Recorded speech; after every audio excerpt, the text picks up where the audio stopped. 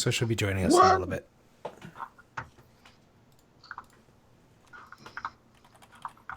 Is it just working tonight? Let's see. Yes, it is. He just started it. Okay. Whoop, whoop. Whoop, Whoop, whoop.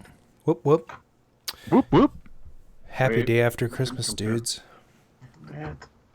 We wished you a merry.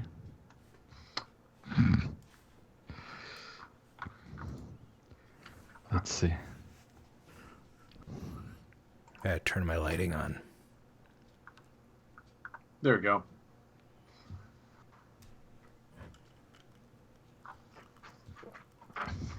Okay. Hey, Mr. Peabody. Let's see what my lighting is looking Who's like. Seabart 1987? My lighting is the TV screen.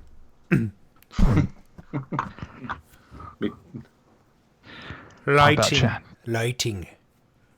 Yes. I had all the UV lighting set up in the other room. I was ready to go. Yeah. And then Bill Gates said, We need to touch your laptop. let's make this work better by completely disabling it for the next 20 minutes. Time for update number 7000. Would you like to restart and install the update, or restart and install the update, or shut down and install the update?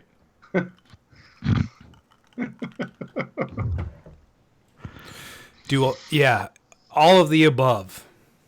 Yeah. No, like, how about we just restart so that my camera starts working again, and that's really all I wanted. So That sounds And then- fabulous. then I had this like fleeting moment of, should I grab the webcam off the computer too, since I'd pulled the microphone off. And I thought, let's Yeah. not sabotage this show more. Right. Thanks for that.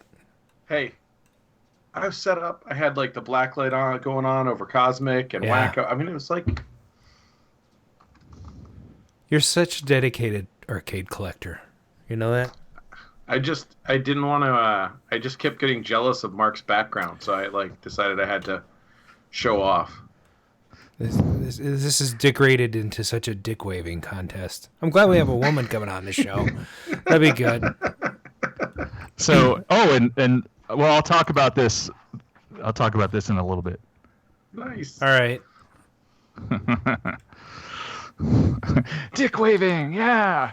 Oh wait.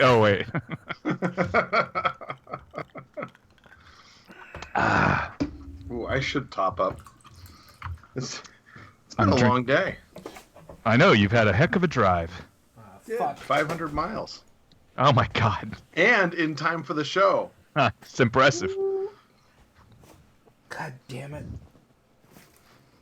I damn thee. Fuck. I think that's from The Jerk, 1979, somewhere in there. That series of like Steve Martin. So my printer Bills. broke on me this freaking 2 days ago. What did? My printer, scanner, Oh, etc. mine did too. I had to buy a new one. Well, it had to be. Was it a Canon?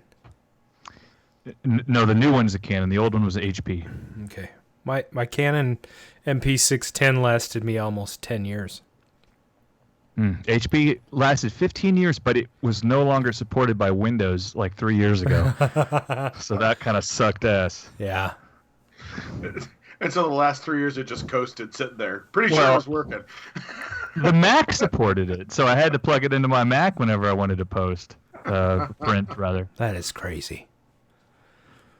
We just got my dad. So my dad retired as of like the first. Well, is retiring as of the first of the year, and he's still in this generation where he prints up a bunch of his emails. Oh, And God. since he's retiring and no longer at work, he now needs a printer at home. So the big Christmas present this year was a printer at home so he can print his emails. What? Who Yeah, prints listen, there was a guy at work that did that. His name was Ron. Well, I shouldn't say it, but he Hey, Mike, yeah, like he's gonna listen to this show, but tell his name. Ron what? Livingstone? no, Liptech. Yeah, you're too close to your mic. Oh, Just FYI. Sorry. It's very blurry. You probably could step back at least a foot. Anyhow, unless you're going to do some romantic talking. Then Would you like ASMR to happen right about now? Come in close. Ron. Do a little golf calling here. It's Tiger. He's moseying up to the green. Some Ron talk with the crotch light. Well, wait. He's got the 3-wood out. On the putting green. 5-wood. Well,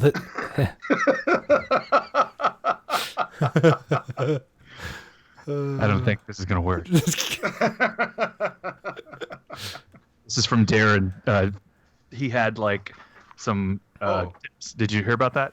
no. He had what? He had some Tron side art that was it had like teeny tiny little imperfections. So he sold like a whole set for $99 shipped. Yeah, it's pretty good. It's very nice. All right, what do you sew? Well, I should just get this thing going, huh? All right. Okay.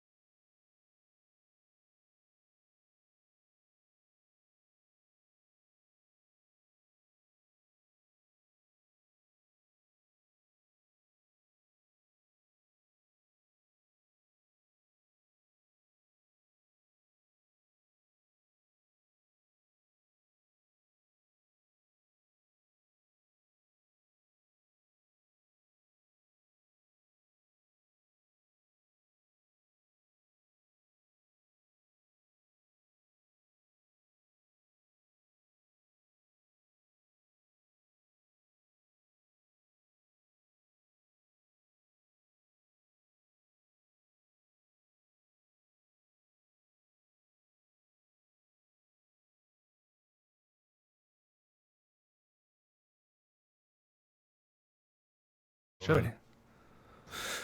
Huh. No audio. Dave Elope. Is Dave that Elope in chat said, "What's up, tards?" And I'm sure that means people that are late for class or something. Oh, yeah. Yeah. Well, see, our voices are there, but the music did not come through. That's sad. It sounded really good, guys. I don't know. So whatever that is, it was muted. So that's too bad. That is really too bad. It sounded great on this end, I'll tell you. Maybe we'll just fill that in post this time. Okay. I really have time to test with an audience, I can do it at home and it looks good when I'm, Right. But we should have like a meeting or something. Like a meeting so we know what's going on. Jones is requesting more music, less Armitage. So. Oh wow. That's. Do you want to play the last like 5 seconds of it, and then you can get back into your groove? Of the. Oh, I can just do it. Here I go. Wow. Okay, go. This is where you start reading. That's why we're doing this show. It's just the last show of the year is just a total fuck job. Wow.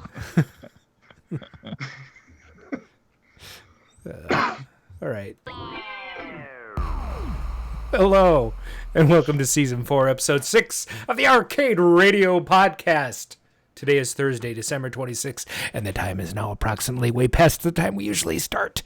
Thanks for joining us in the Arcade Sphere. This is your host, Calamity Adam. Living up to my name, I'm joined by my co-host, Mr. Pernicious. What, Pernicious? It's not Mr. Pernicious. It's the Pernicious. Mark Time Runner Shields and Paradise Arcade Shop. Wait a minute. It's just supposed to say Brian this week. Brian? Yeah. Did you read my copy?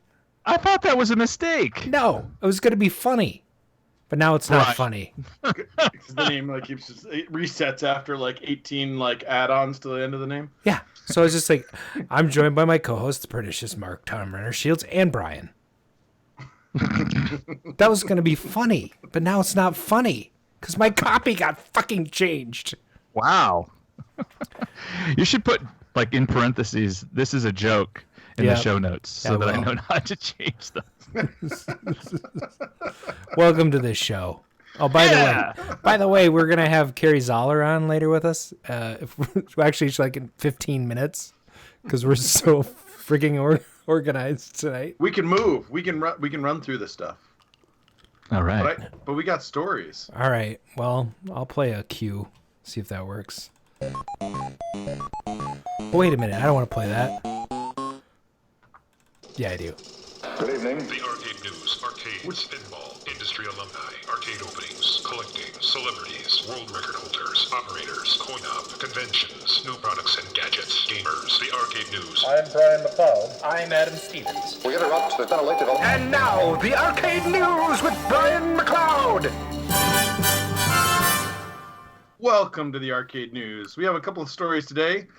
We'll move through them quickly since we're starting late. The first news from artnet.com, from Picasso to Pac-Man. So in Akron, Ohio, the Akron Art Museum is adding an exhibit featuring arcade games, which I feel like has happened a few times, although not always arcade games. Sounds made up. What's that? It sounds made up. Well, evidently they started acquiring games a few years ago, and they are having this discussion of how the arcade games and arcade game art has affected mainstream art and expression, and how these are kind of an interaction between the games, the art world, and back and forth. And they go from all the way back from things like Pac-Man and the 8-bit generation up through, they said, Grand Theft Auto 5, which was, I think a key in the artistic movement through the recent years.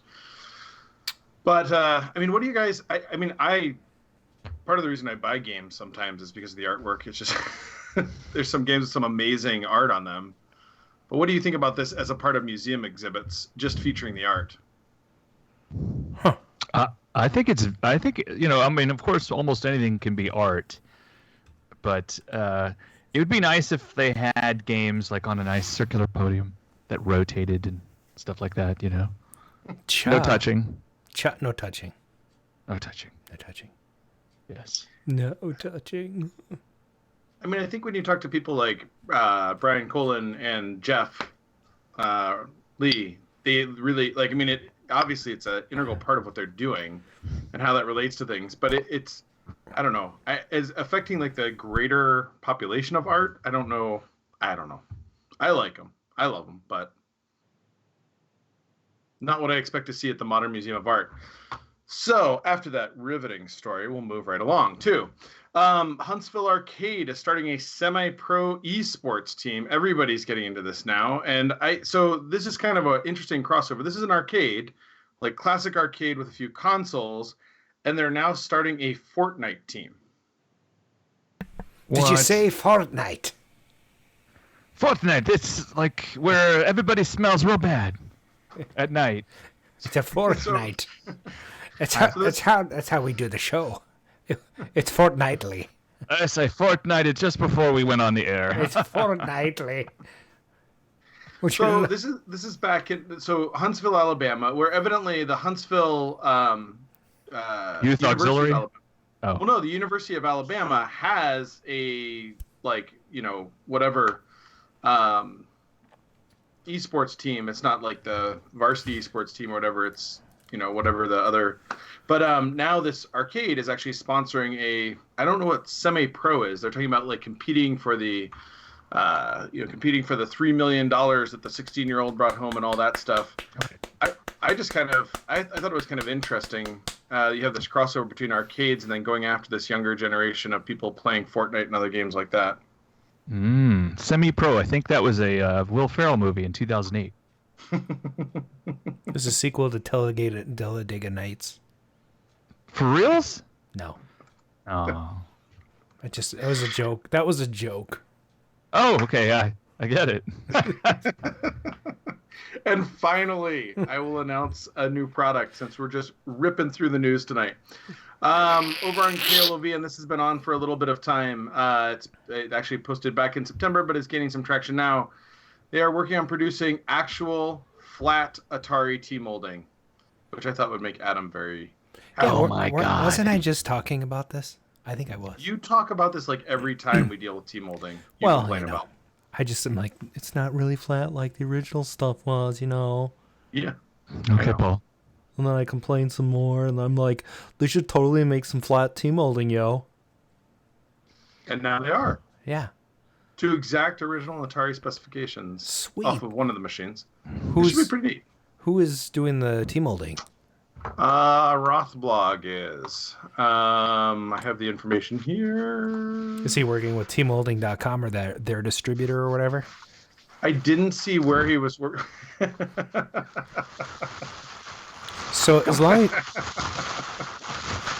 I have some T-molding. It's not flat. What the fuck? just take an X-Acto knife and carve the curve off. I was like, is there a fire somewhere? Is it the old radio trick? You missed it. And actually, I'm sitting next to the fire. He said so. Andy Baldwin's saying it's already been done. It has. Well, so I don't know if he's re-releasing it. He's actually got it in matte or semi-gloss, and the pricing is posted here.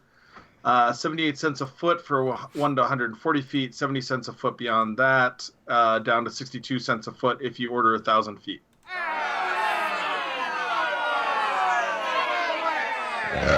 That's awesome.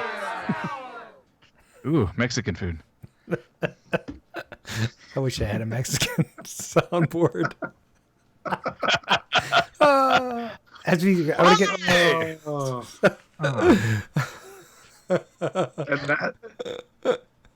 And that's all I wanted to release for the news. We will move on that wonderful note.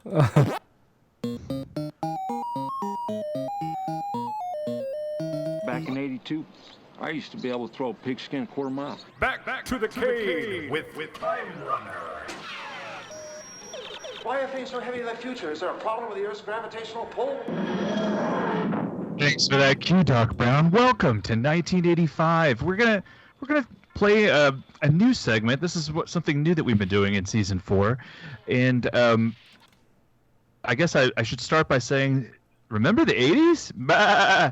Of course you do. Well, some unwitting investors of some of the lesser known and less popular titles of games were actually spending their hard-earned money thinking they were going to get to be Pac-Man rich. And so check out this. Well, here's the thing. So this thing's 11 minutes long. No, don't play the at 2 minutes. They play the ad that they use to lure people, and then once the ad finishes, just stop right there, and then we'll discuss whether that would have sold you. All right. Well, see, this is very interesting. So, like, I want to play. You know, I want to play this, but then I don't think people can hear it. I don't know. Which is weird. Is that, because I can hear it. So I'll play it off of YouTube, I guess, for tonight. I don't want to do the video thing because I think it's not going to work. Because I had it. Oh, you mean I was going to show them the video. Like have people see it? Yeah. Oh, well, I mean, we could prepare for that maybe at another time. Sure. I mean, I could try it and see if people can hear it. We could just turn it off and start over. It's not like we're on track anyways, right? Right. So let's give it a shot.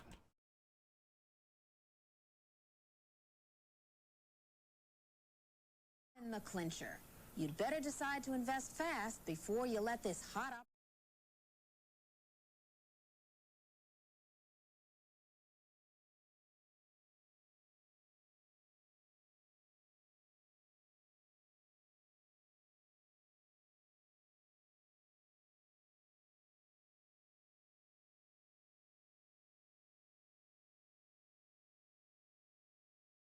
We'll have to figure that out. That's too bad. Because it's cool. You can see the... Oh, the zoom in on the Tempest. That was nice. Interesting. Sound was there Good when they camera. couldn't see the ad. All right, well, thanks for troubleshooting, audience. Let's just play the YouTube clip and see how that goes for now. So we're going to go to 2 minutes and what now? No, play it from the beginning, and then at 2 minutes, they play the ad, and then you can, stop right there. Okay. So So start from the beginning, and then around 2 minutes, the newscaster says, "This is what they were, shown to try to lure them," and then they show like a commercial that was used to get investors. Yeah. Okay. So. It's a sure thing. And you'd better decide to invest fast before you let this hot opportunity get away. Tonight we're going to take a look at a business which has gotten a lot of attention lately. Video games. Play them for fun, but invest in them at your own risk.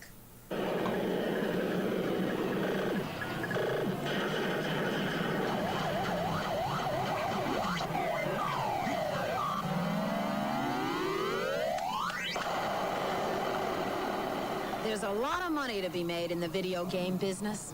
Last year, $5.5 billion. Jeanette Leisure Time Electronics coin-operated game show this weekend. They said that the video industry was a booming industry and that they were a manufacturer of these games and that they were looking for good people in this area to become distributors for them. So 23-year-old Randy Zamata was ready for the pitch. Newly married, these games were going to be his ticket out of hard times. So for $7,000, some of it borrowed, he bought 2 games. they showed me a lot of figures. They had newspaper clippings, and some of the newspaper clippings said that you can make 300 a week. Some said you could make 150, some said 200 a week, but they said that they like to use a figure of $75 a week as their base so that they wouldn't overstate their product. But they made you feel like the machines could make more than that easily. Sounds good. But Randy didn't make 300 a week, or 150, or even $75. He made $15 on one of his 2 games, and he couldn't even find a place to put the other one. Just last Wednesday, Randy Zamata got his check from Leisure Time Electronics for $6,900. What's more, Leisure Time now tells us it is no longer selling the games Zamata, Acer, and the Ciriellos bought. They were Moonlander, Astrolaser, and Space Ranger. Wow. I mean, that's terrible. I'm very sad to hear that. Isn't it funny that every game that you have at your house, there might be some sad story. Yeah. Somebody. Yeah. No, that's terrible. It's awful. It's terrible. Well, I mean, to think that's it's the same thing that happens in any business, especially any booming business. Somebody latches onto it, says, "I'm going to sell arcade games to people. And then I'm going to write myself out of it. So I'm going to sell these crappy games that I know won't make any money. I'm going to tell them that there, and then when they argue over it, I'm going to tell them it's because of the location they chose, and not give them any guarantee, so I don't have to refund their money." Oh wow! So that's classic. There's so many of these articles where everyone is either kids are delinquents and they shouldn't open arcades, or you know what I mean? It's like, well, people say that the social media is like outrage media, where people are always reacting because they're everything's outraging them, right? Right. Well, it's not new. Television in the 80s clearly did that on the regular. Yeah, any business. I mean, isn't that how Amway works? You sell a bunch of arcade games to people. And then their friends sell 2 games. Yeah. And then if you sell 2 games to anyone else, then you get $75. He made $15. Should never have put that game. Wonder where he put it. They don't tell you that. No. Well, they do have one woman who's, I'll post this in the chat so people can watch it. So, but it's pretty interesting. Yeah. Yeah, Amway they sold numerous arcade games. Well, I don't want to put that in the chat. No way, Amway did that? Yeah. Yeah. Oh, I thought you were like talking about Amway and their cleaning supplies and all that. That was a joke. Oh, damn it. What the hell? I believed you. So did Sabart. Seabart. Cabart. He's from Canada. Avon It's College. Canada Bart because the American Bart the U.S. Bart was already taken. Us Bart. Okay, let's jump to the chase here. What's in the juke? What's in the juke? What's in the juke? The juke.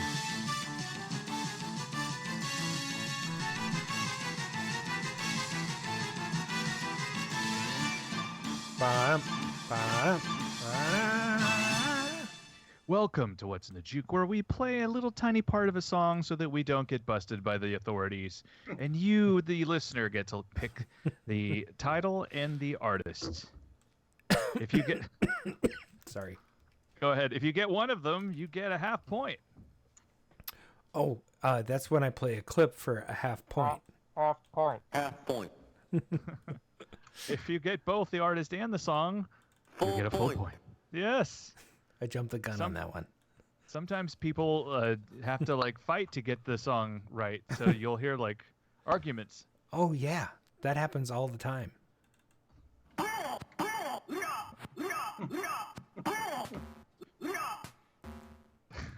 We go by the order of what we see in the chat on YouTube. So That's you what we may do. type something that appears to be before other stuff people said, but what we see is what goes. So the first clip goes something like this.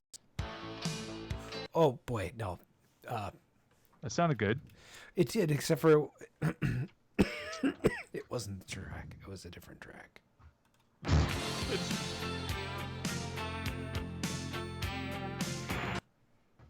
That's the right one. Man, Dave Alope and Andy Ballman were totally ready. Yeah. But wrong. Journey! Peter Cetera. We get flagged for Journey no matter how much we play. I know. They hate Journey fans for some reason. Here's a tip. No Journey tonight. Okay.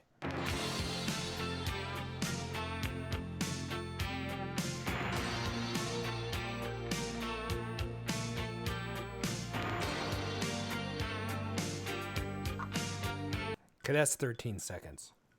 That is a lot. This happens to be one of my favorite artists. Ooh, Brian Jones on the scoreboard. Talk to me. Yes. There we go. And who's it by? We got The girl from Fleetwood Mac. Mac. I will accept that. Full point. Full point for Brian Jones. That was Stevie Nicks. At least he didn't say Lindsey Buckingham. People get those guys confused all the time. That Lindsey Buckingham is hot. Yeah, oh God, she's so hot. I mean, yeah. Yeah. Oh yeah. So Okay. yeah. So How about another one? all right, sounds good.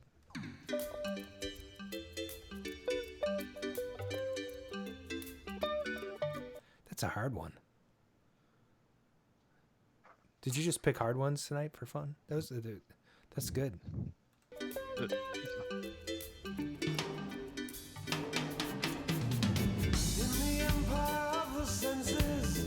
Okay, that's sort of a dead giveaway. Andy Ballman got it. Did he really? Yeah. Oh, nice. I like your lay, by the way. Very nice. Thank you. Yeah. That's It sounded like lay worthy. all right. Next track. Oh wait, yeah. Next track. Oh well. Maybe Is that the live track? Yeah. No, it's not.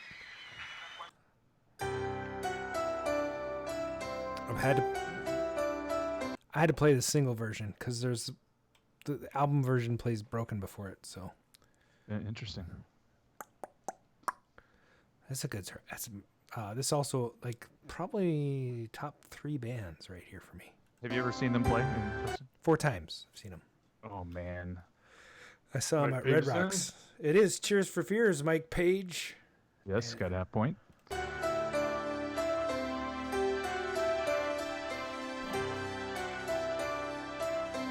Head over heels. He gets the full point.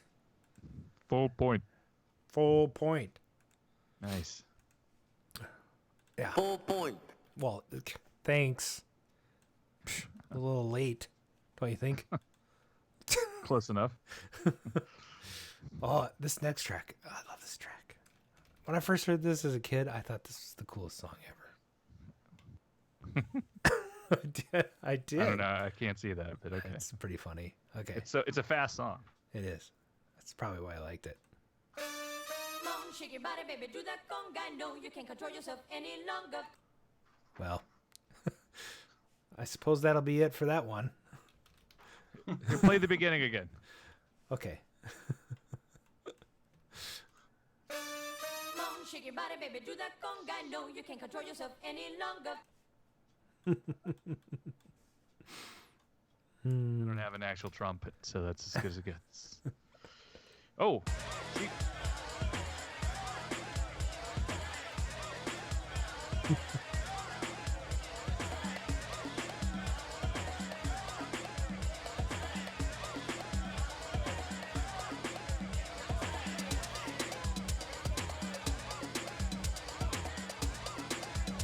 Oh yeah. I'm glad you put that to it. Andy Baldwin's the winner.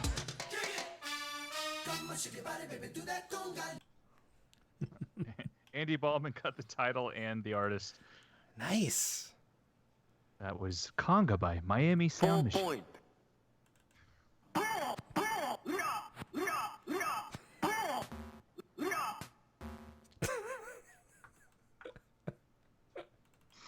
See, Bart, I know you can get on the score. You can get on the score list.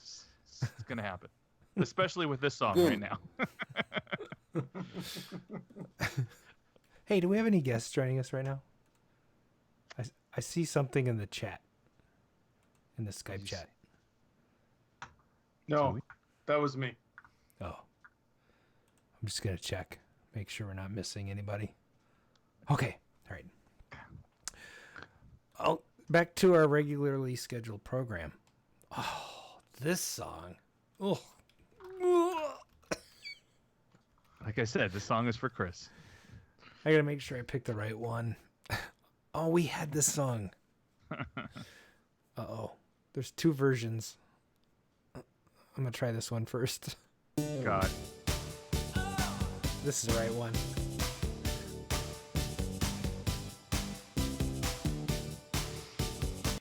So, you think that's enough? It's pretty good. Okay. Wham! Andy Baldwin. Bam! Cleaning up.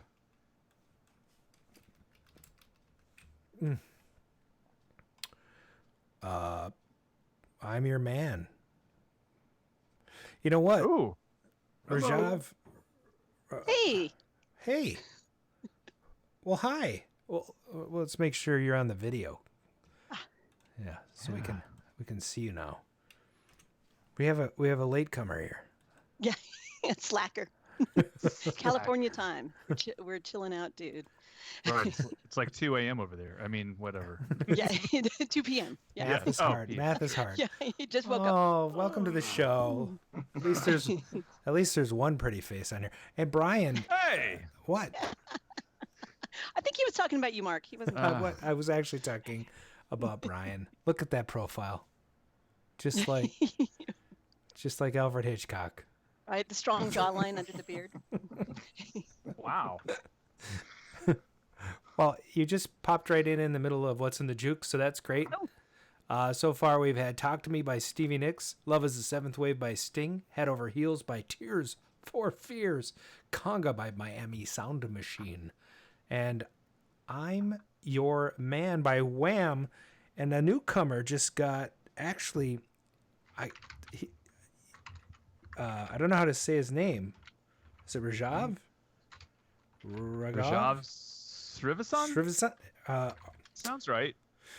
Well, that person got both the name and the song, and he got the name of the band correct with the exclamation point. Take that, Andy Baldwin. Well, Andy Baldwin actually got the artist first. I know, but he forgot the exclamation point. Oh. Okay, fine. I'm gonna go with that. What a great thing! A band with an exclamation point in their name. That's just full point. For the newcomer, RS. I'm going to call him RS because I don't know how to pronounce his name yet. So, yeah, that means we're up to the next track. Has everybody got... Who's typing? Brian, stop sexting. I'm done. I never type. You got in the middle of what's in the juke, Carrie. It's we're halfway there. This is okay. Here we go. The message is perfectly simple. The meaning is clear. That's it. That's good. That should be enough. Yeah. How was your drive home, Carrie? How was your drive home? Whoa. It was commutey. Actually, it's super light because nobody was at work today. It felt like but me. Oh, that's good. Yeah. And a handful of other suckers. I was at work too. Yeah. Sucker club. Yeah. Be near me, ABC. Andy Baldwin. He's in 2 points. What the heck? He got the artist too? Yes. Oh my God. Hey, Rajav, if I'm saying your name wrong, let me know. Feel free to spell it out phonetically. Rajav. I'm going to call him Rajav. Yeah, I like that. Say it loudly at the computer, how it is that you actually pronounce it. Full point. Okay. And if Adam doesn't get it right, just keep yelling louder and louder. Yeah, exactly. Brian Jones is asking, which Blue Oyster did this music come from? Brian, this is from 1985, sir.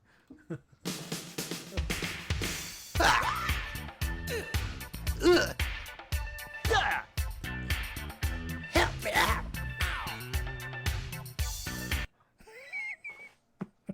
Do I have to play any more of that? I mean, I could.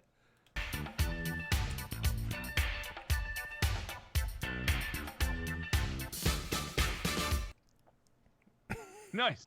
Huh. I can't say it. Feel good. I feel good. Brian Jones, living in America. Rajav, James Brown. That's right. I think we have a split on that one. That's a half point for each. Half point. Correct. All right. Well, that's good. This is getting serious. And he gave you the phonetic writing spelling there, so you can. It's.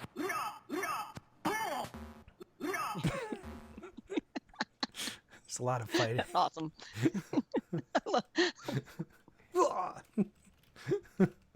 It's Raghavi Srinivasan. He Rag. Is it Rag or Rag? Rag. See, because Rag. Yeah. I would think it'd be Rag. By the end of the night, we're gonna have this pronunciation. Okay, good. We'll have him join the show after the interview's over. Good. All right. Say your name. So he can call in and leave a message. Yeah. That's. We had this song on before. We had the same problem. Are you sure? Yeah. Okay. Oops. What's the name of the song? Well, yeah, what's the title? That doesn't necessarily mean that was the title. Come on.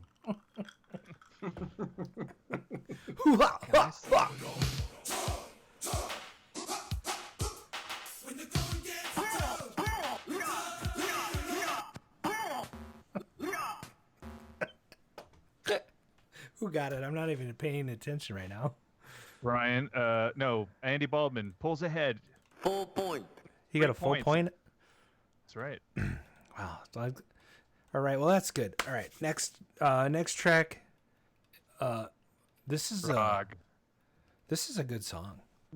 Doesn't get a lot of airplay. The other song on this album does. That's it. I was at Home Depot and they were playing this. And you're like, it's going on What's in the Juke. No, I think I was somewhere else earlier that day and they played it again. And I'm like, what is happening? It's like Kismet. Bruce Springsteen is correct, Seabart.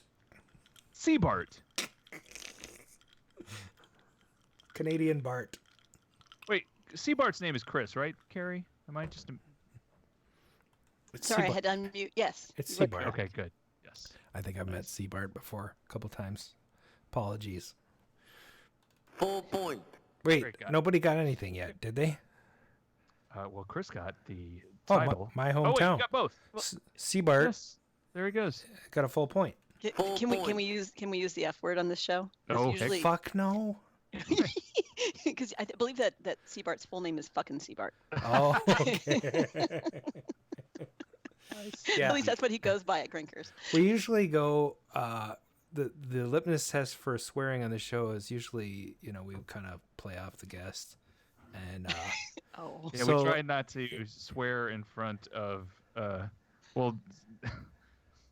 pretty much anyone, Yeah. except for today. Yeah. Today I was having a conniption when we started the show, so par for the course. I was about to say in front of Steve Wozniak, and I'm like, wait a minute, he's never been on the show. So that guy. That's why I broke down into silence. You know that guy who started Atari? That guy, we didn't curse. Oh, yeah. So G-rated. Here comes an oldie but a goodie. Ready? Okay. Okay. Sure. I hope I'm playing the right one. Oh, this is it.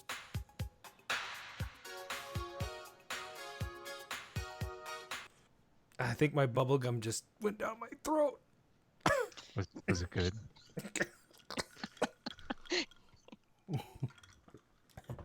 Oh, this song is so many white man overbite dances to this song. Oh, how will I know? Whitney Houston. Metropolis. Boom. Raghav killing it. Wait a minute. Well, not Metropolis. Metropolis got it, man. Did he? And Metropolis went all in, name and artist in one typing. You know what? Oh. He gets a full point and a half for that. He gets 1.5 points for doing it all in one line. And beating everyone else. We should just give him 2 points. Let's give him 2 points. Full point. My. Scoring gone awry. Oh, Whitney We got Houston. one left. We do. We've played this one on the show, too. Score right now, Andy Baldwin is in first place with 3 points. I think I know the theme of the show. Of this. Raghav is 2.5 points. And let's see. Metropolis at 1.5. Oh, wait. Tied with Brian Jones, yes. Oh, what's the topic? Brian Jones will choke, though. Ah, Brian, sorry. Yeah. You could probably get it from that if you're a fan. But why don't we do this instead? We'll go to the middle.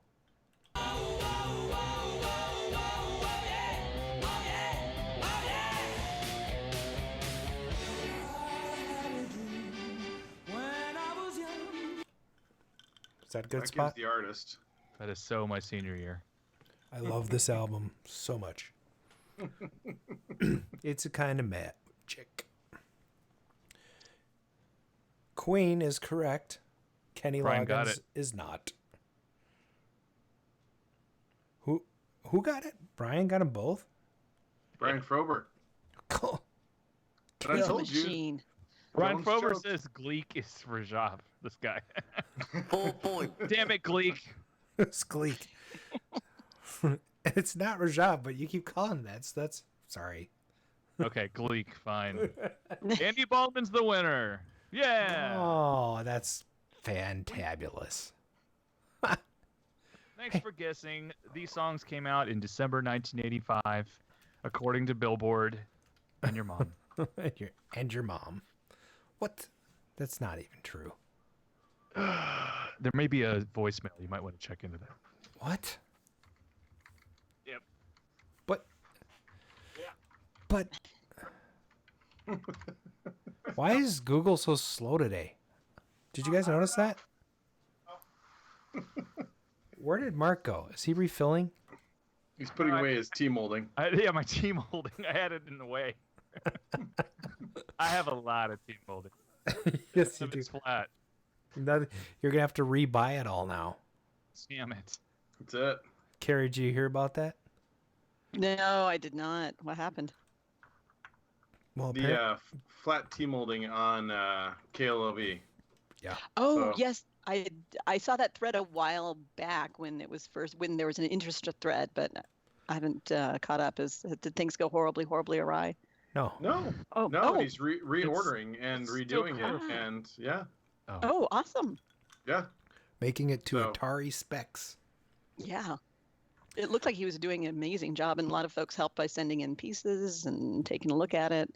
It's amazing the differences, the very subtle differences between the different brands, the different cabinets, and then how people have developed an eye to be able to spot it from a mile away. Yeah. Oh, that's way too rounded. That's not, doesn't have the right lip on it. Nope. I know. I use sock mallet to make sure all my T molding fits. So. And the next thing that's going to be is the leather, because none of the leather that's out there is any good either. No. So that's mostly what I got. Yeah, sorry about that, but it's not even printed on the whole thing. If you look at that T molding you have, it's like rounded and it's partially leather printed and the rest is smooth. Oh. It's terrible. And the Journey stuff is the wrong color. I want the Moroccan side for that's the one that kills me, is the side for Dragon's Lair. Sure. You just can't get that texture anymore. Huh. You get close, but... Well, should we see if it's in the hopper here? Okay, look at it. Why is that so quiet? I'm going to redo that thing. All right. That's better. Thank you for calling 612-548-GAME. This is Arcade Radio. Please leave your message after the tone. Hey, Arcade Radio Christmas podcasters. It's your buddy, Bob Zarzadek, control panel expert and technician. I'm just giving you a call. I almost wasn't able to call today because I was able to get rid of my herpes. It's great not having herpes, because you don't have to worry about it, where people notice it and stuff, I don't know if you've been in public and people see, your herpes, and so, now that I think about it, I think I'm saying it wrong. It's hairpiece. Hairpiece, yeah. You see, I was shaving my sideburns, and one of them came off, and so I had to get a little hairpiece, put it on there so that people didn't think I was a weirdo with half a sideburn. Anyway, yeah, sorry, my pronunciations, they're not exactly spot on, but we're working on it. Hey, Carrie, Zoller, sorry about bringing up my hairpiece. I don't know why I thought it was topical. Because Santa Claus and Christmas. Oh, topical. Anyway, all right, you guys go get on to the interview. I'll be sitting here and listening. Take care. Merry Christmas, Happy New Year, Hanukkah, and whatever day this is of Hanukkah. I don't know. Okay, all right. Zarzadek. Wow. Yeah. So is a hair piece for your sideburn and shaved off, kind of like a facial merkin? Correct. And last time he was on the show, he had syphilis. Oh wait, no, he had sniffles. Sniffles. Nice. Yeah, sniffle us. I sense a pattern here. Yeah. Oh. What I like about this show is how professional it is. Yeah, That's what I like about it. And we've been spot on this whole show. We started out with talking about dick waving, and then it's only gone great since then. And Mark pulled out the big tube. We were talking about the 3-wood. It's just been good. Oh, someone's been drinking. That's not me. One beer. I'm just recounting everything. Hey, don't make me go to sleep on you. Oh. Hey, Carrie knows about that. Look at that T-shirt she's got on there. Token girl. That's pretty good. Yes, I thought I'd bust out the token girl, so you had it since you had your token girl this time. Although I know I'm not the first girl you've had on the show. I'm not your first girl. She continued on with the sentence. Now but tonight I'm the token girl. Now it's just awkward. Is Jim in the chat yet? Because that would be good.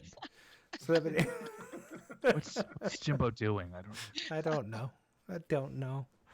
I did think I said we were looking forward to get you digging the dirt on him, dishing the dirt. So Like, tell us if his toilet's clean, stuff like that. yeah, does he put the lid down? Does he cook? Does he really clean? I don't know. These are the things we want to know. I see the secret motivation for y'all you Minnesota boys just want to find the dirt on it. Oh yeah. Do we want the dirt? Minnesota boys. We want the dirt on that Jimbo Dini. Yeah, exactly. It's old bait and switch. Don't you let's talk about the know? Christmas video. We really want to hear about Jim. Christmas video, Schmishmas video. What are we even talking about? Did he shoot the video topless? I don't know. Oh no! No, he would have been topless. That was in the blooper reel. Oh, you're terrible. Okay. Let's start this interview. All right.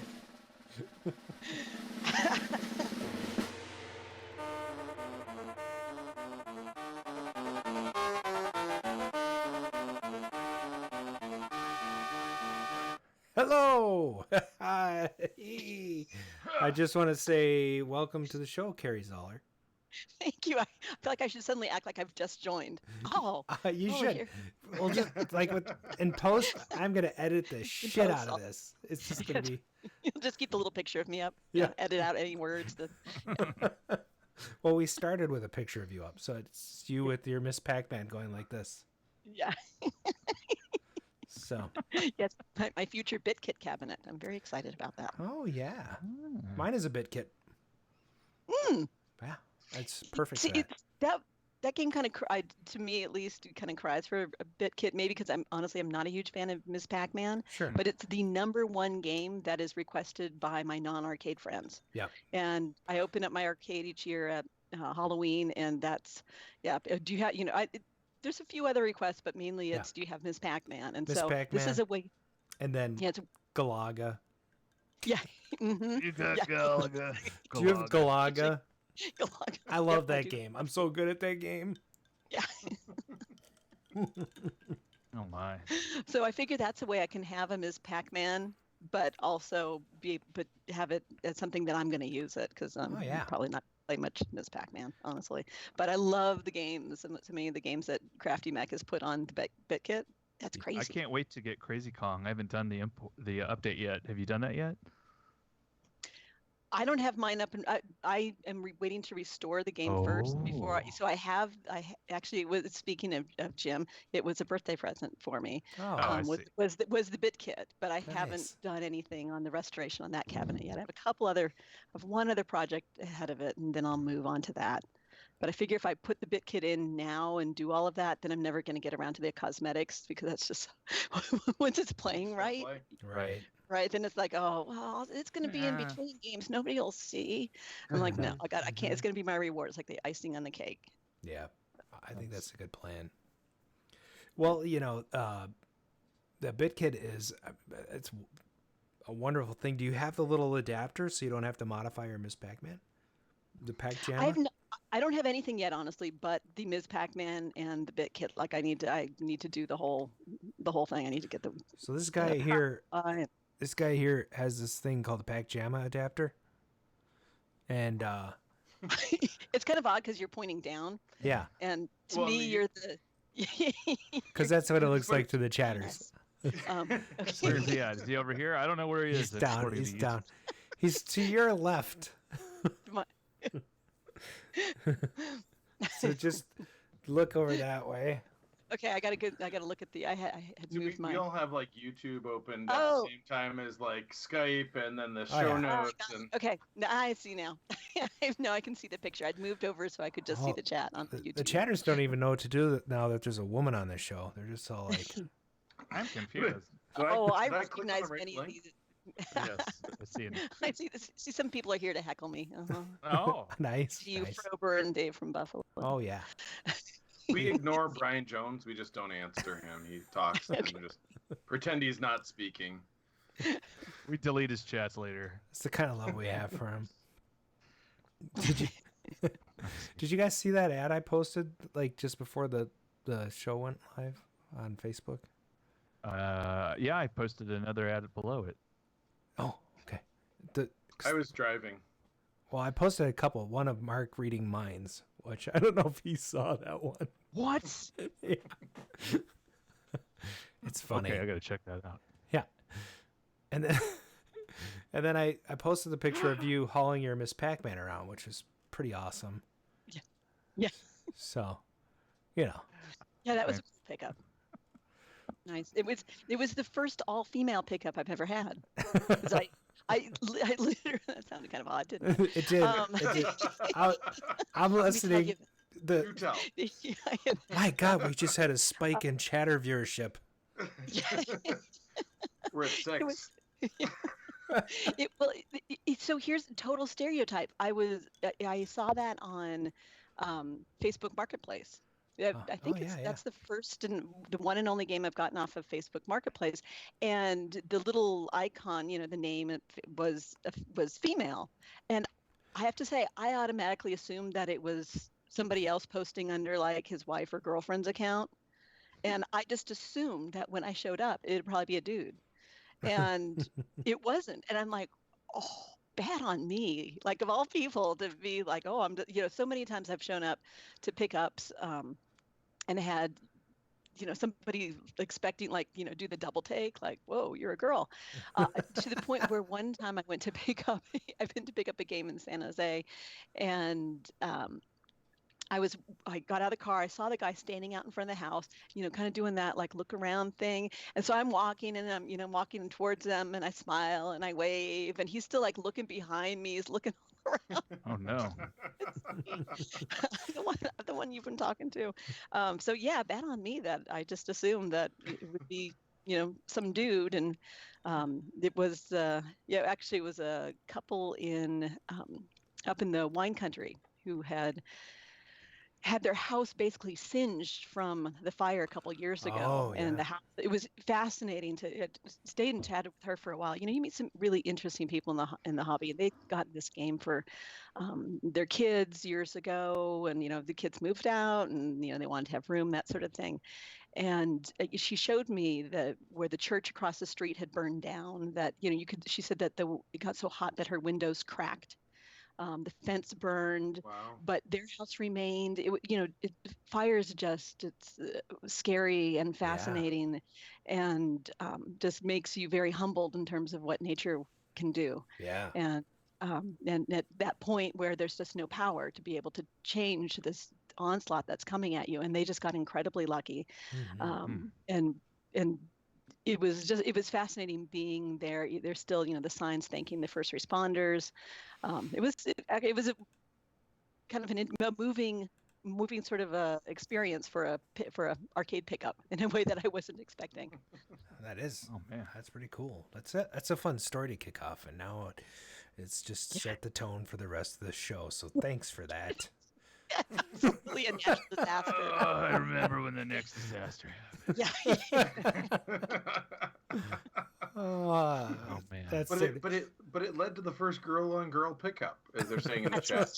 Yes, we can go back there. Oh, yes, that's great. That's great. So let's talk a little bit about. She was awesome. She helped me. We loaded it in. We had to get it over like this gravel driveway, and we loaded it into the vehicle together, and I was on my way. Nice. Yeah. So, tell us a little bit about what you do for a living and about your hobby. Well, for a living, I am but a lowly government state employee, servant of the the people of California. California. California. California. Did you make it through the Schwarzenegger years? I did. What was that like? It's funny. I'm a bigger fan of him now, but I wasn't a huge fan at the time when he was our governor. And I would go into the building every day, and his picture was on the wall because, of course, I work in the state building, so it was a little. This is my picture. Surreal. Yeah. You like my picture? This is me on the wall. Never. So I work in San Francisco. He never came to our office. When Brown was our governor, I saw Brown once or twice, but more often I would see his dogs. So he had a little dog that would get walked, and his dog walker would come out. He wasn't in the building very often. but every once in a while, I'd see him. It's the building I work in houses a number of different state offices. I don't work for the executive branch of government. Quick civics lesson. Yeah. Honey, let's do it. Let's go to Mars. But yes, I did. I have snuck one game into my office. Actually, I did it openly and notoriously, as one would say. They did actually. So they're trying to build morale. And so one year, the first year they did the morale building thing in the office, I brought my whack-a-mole. Oh, so cool. Which is a fun, cool game. It's something that it's one of those games that I definitely have more for other people, because it's not like at the end of the day, honestly, I'm gonna I thought maybe I'd go into the garage and whack my moles. Get a little bit. But it didn't. But honestly, it's just a little more satisfying to shoot stuff. So more pew pew pew than whack whack whack. I really like whacking stuff. Moles. I like whacking moles. What happened? What happened here? Did everyone just lose it? Emphasizing this point. Okay, so now whack-a-mole, I like that because it's like it's not really a video game, but it's sort of like in between of a it's an arcade game. It's an arcade game. So it is, and it's an original whack-a-mole. Is that right? It is. Yes, it is. And did you get Aaron Fector to sign it? Aaron. That would be cool. Have you ever had Aaron on the Hangouts? No. Oh, yeah. We y'all do a lot of work, and it's great because we have very different kinds of productions, shall we say? Because it's like I hesitate to even call ours a show. Like you seek out guests and you do things. We just show up and hang out with each other, and people who show up in the chat do. And every once in a while, if somebody say, "Hey, can I be a guest?" and we're like, "Are you sure?" Okay. Have you seen the show? Like ours comes with a disclaimer. And it's a free for all. It's awesome. It is. It's so eerily quiet in your room. It's so nice. Yeah. I'm used to shouting over 9 guys. 9 people. Yeah, I know that. I actually every Tuesday I almost log in and go into the show, but then I'm like, I better not do this. You used to be on pretty regularly, Mark. Well, back in the old days. I've moved back into my office, and so I think I might make another appearance. I've been moved out, and I was in the living room, and I was always interfering with cooking shows or whatever. Seabart says, "Wait, AHO is a show? No one told me that 5 years ago." Exactly. Oh, it's a show. I tried to call it a production. There is a good episode where I'm on a plane and somehow I'm streaming from the plane. Oh, has anybody else done that? I feel like somebody else has done that, but oh well. You're not supposed to do that, but that's awesome. Correct. They don't like you to stream things. Yeah, Dave from Buffalo, I know, streamed from I think it was a Burger King drive-through. I think he's in the chat. That's awesome. That's winning. That is winning. That's awesome. Hashtag Charlie Sheen. Okay. Back to the interview. Back to the interview. Yeah. We have all kinds of Exactly. questions. We have all kinds of questions. So there's this holiday video. We should probably start with that, right? Mm-hmm. So tell us a little bit about the video, and I'll cue it up so we can play a little bit of it. Okay. Although we're very strict about the copyright on this. Okay. All right. Yeah, no more than 7 seconds. I'm probably going to end up getting flagged by Carrie Zoller. Yeah, totally. It's funny. I did a search for your name, and our show came up first. Oh, it says we're live. Awesome. I should probably get on that. I like that. That's good. Yeah. So this is the third of the holiday musical parody videos. It actually started with poems. So it Columns, was, I think, the game Columns. Right? Is that what you said? No, poems. Oh, poems, So, as yeah, in so I started with limericks. Yeah, exactly. I started by bastardizing Christmas poems. Okay. And I think the first year was "'Twas the Night Before Christmas," and really I had been part of this experience on Tuesday nights, and it was kind of I don't know, it was like my gift back to the guys. Like I wanted to do, it was kind of an ode to the Arcade Hangout crew, and it revolved a lot around them. It was called the Tuesday before Christmas instead of the night before Christmas. And the next year I did a takeoff on the Grinch Who Stole Christmas. And it was the commercial maimer who stole Christmas. And then after that, and that was fun. That was a very long poem, and that was a little more of like the global collecting community. And I named Clov a lot. I know some folks call it KLOV, but so I talked a lot about Clov in that particular poem. And then I ran out of Christmas poems, and I was like, well, come on, somebody think of a Christmas poem. There's got to be another Christmas poem. Mm-hmm. I couldn't think of another one. So that's what, so then it was bastardizing songs. And I was very nervous to try to sing on air. I was afraid that my voice would get all frozen, because I was terrified, because I was singing live on international YouTube waters. And so I talked to Jim about if he would record it, because then it could be controlled and I wouldn't have to try to sing it live, and I knew the version wouldn't suck too bad. And because I'm not a great singer, but I muddle through. I love doing the lyrics. It's just the singing part that kind of sucks for me. But and I said, hey, I have like PowerPoint. Could we do like a PowerPoint slide in the background? Because that first song was all about games that had been maimed and turned into something, basically the Hellcade stuff. Yeah. And so I took some pictures off of the Hellcade posts, that thread on Clov, and as well as some others that I had found. And I was like, can we do like a PowerPoint presentation in the background so people could see the horrible machines that I'm singing about? And it was kind of a last minute deal when I came up with this. So Jim didn't have a lot of time to work with it, but he wasn't going to make do with just a PowerPoint presentation. Yeah. Even though I would have been.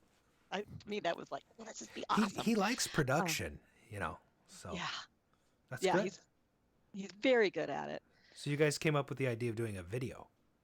Yes, yeah. So he turned it into something bigger than kind of just the PowerPoint. And then last year we had a bit more time because we'd been planned ahead, and so then suddenly now it's become like a full-on production. Yeah. Video. Next year I expect you to film in IMAX. I would. Be careful what you wish for. 360. We want VR. There we go. Yeah. Maybe that'll be the following year. We'll go for the 3D. That would be good. Have everybody put on like 3D glasses. That'd be a hoot.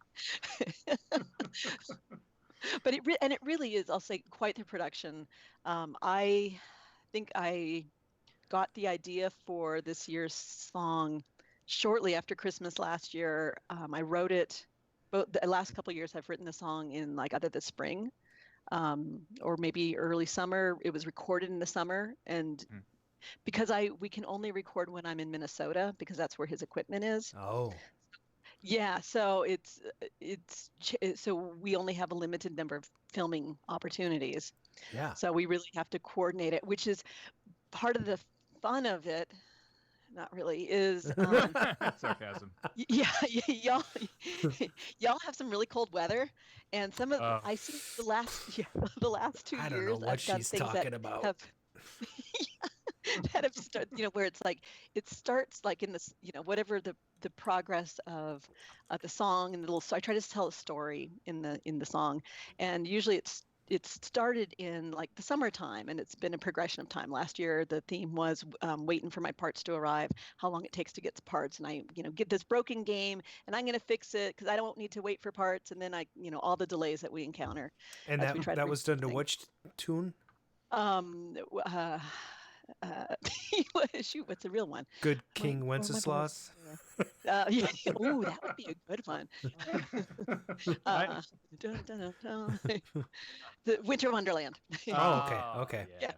So this one is this one's called "Hopes Were Up," and it's done to Jingle Bells. I'm gonna play just a little clip out of it.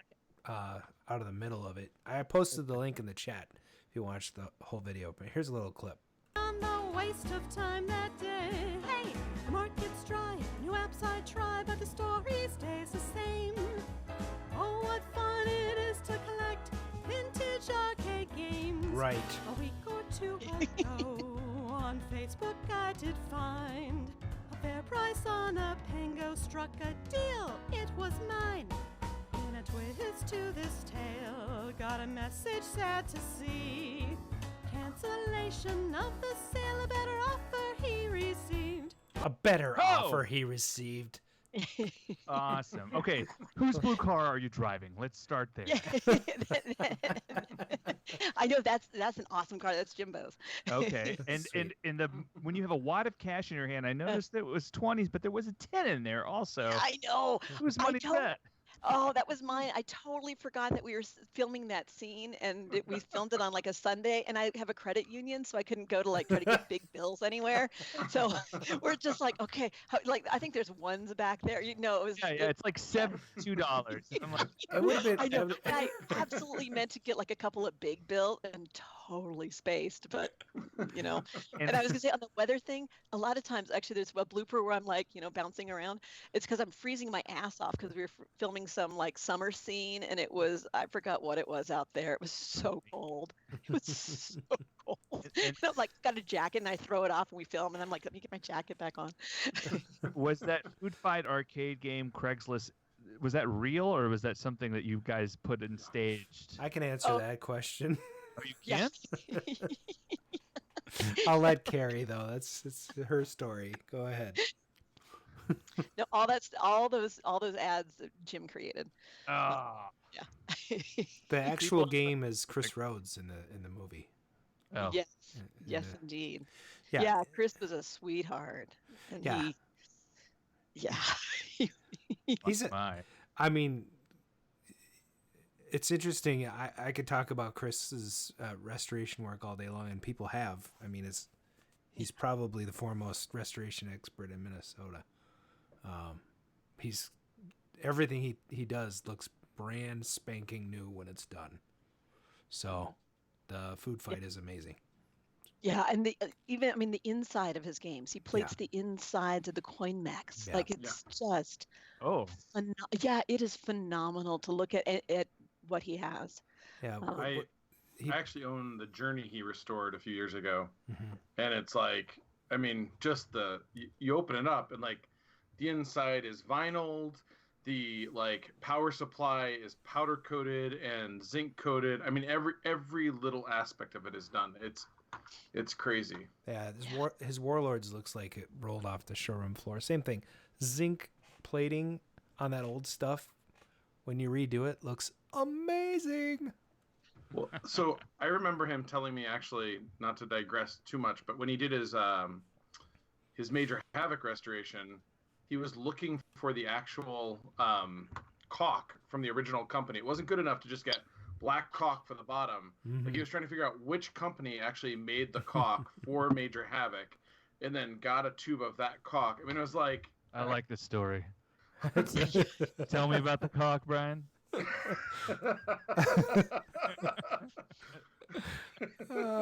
You can't see it on the podcast, but I am blushing.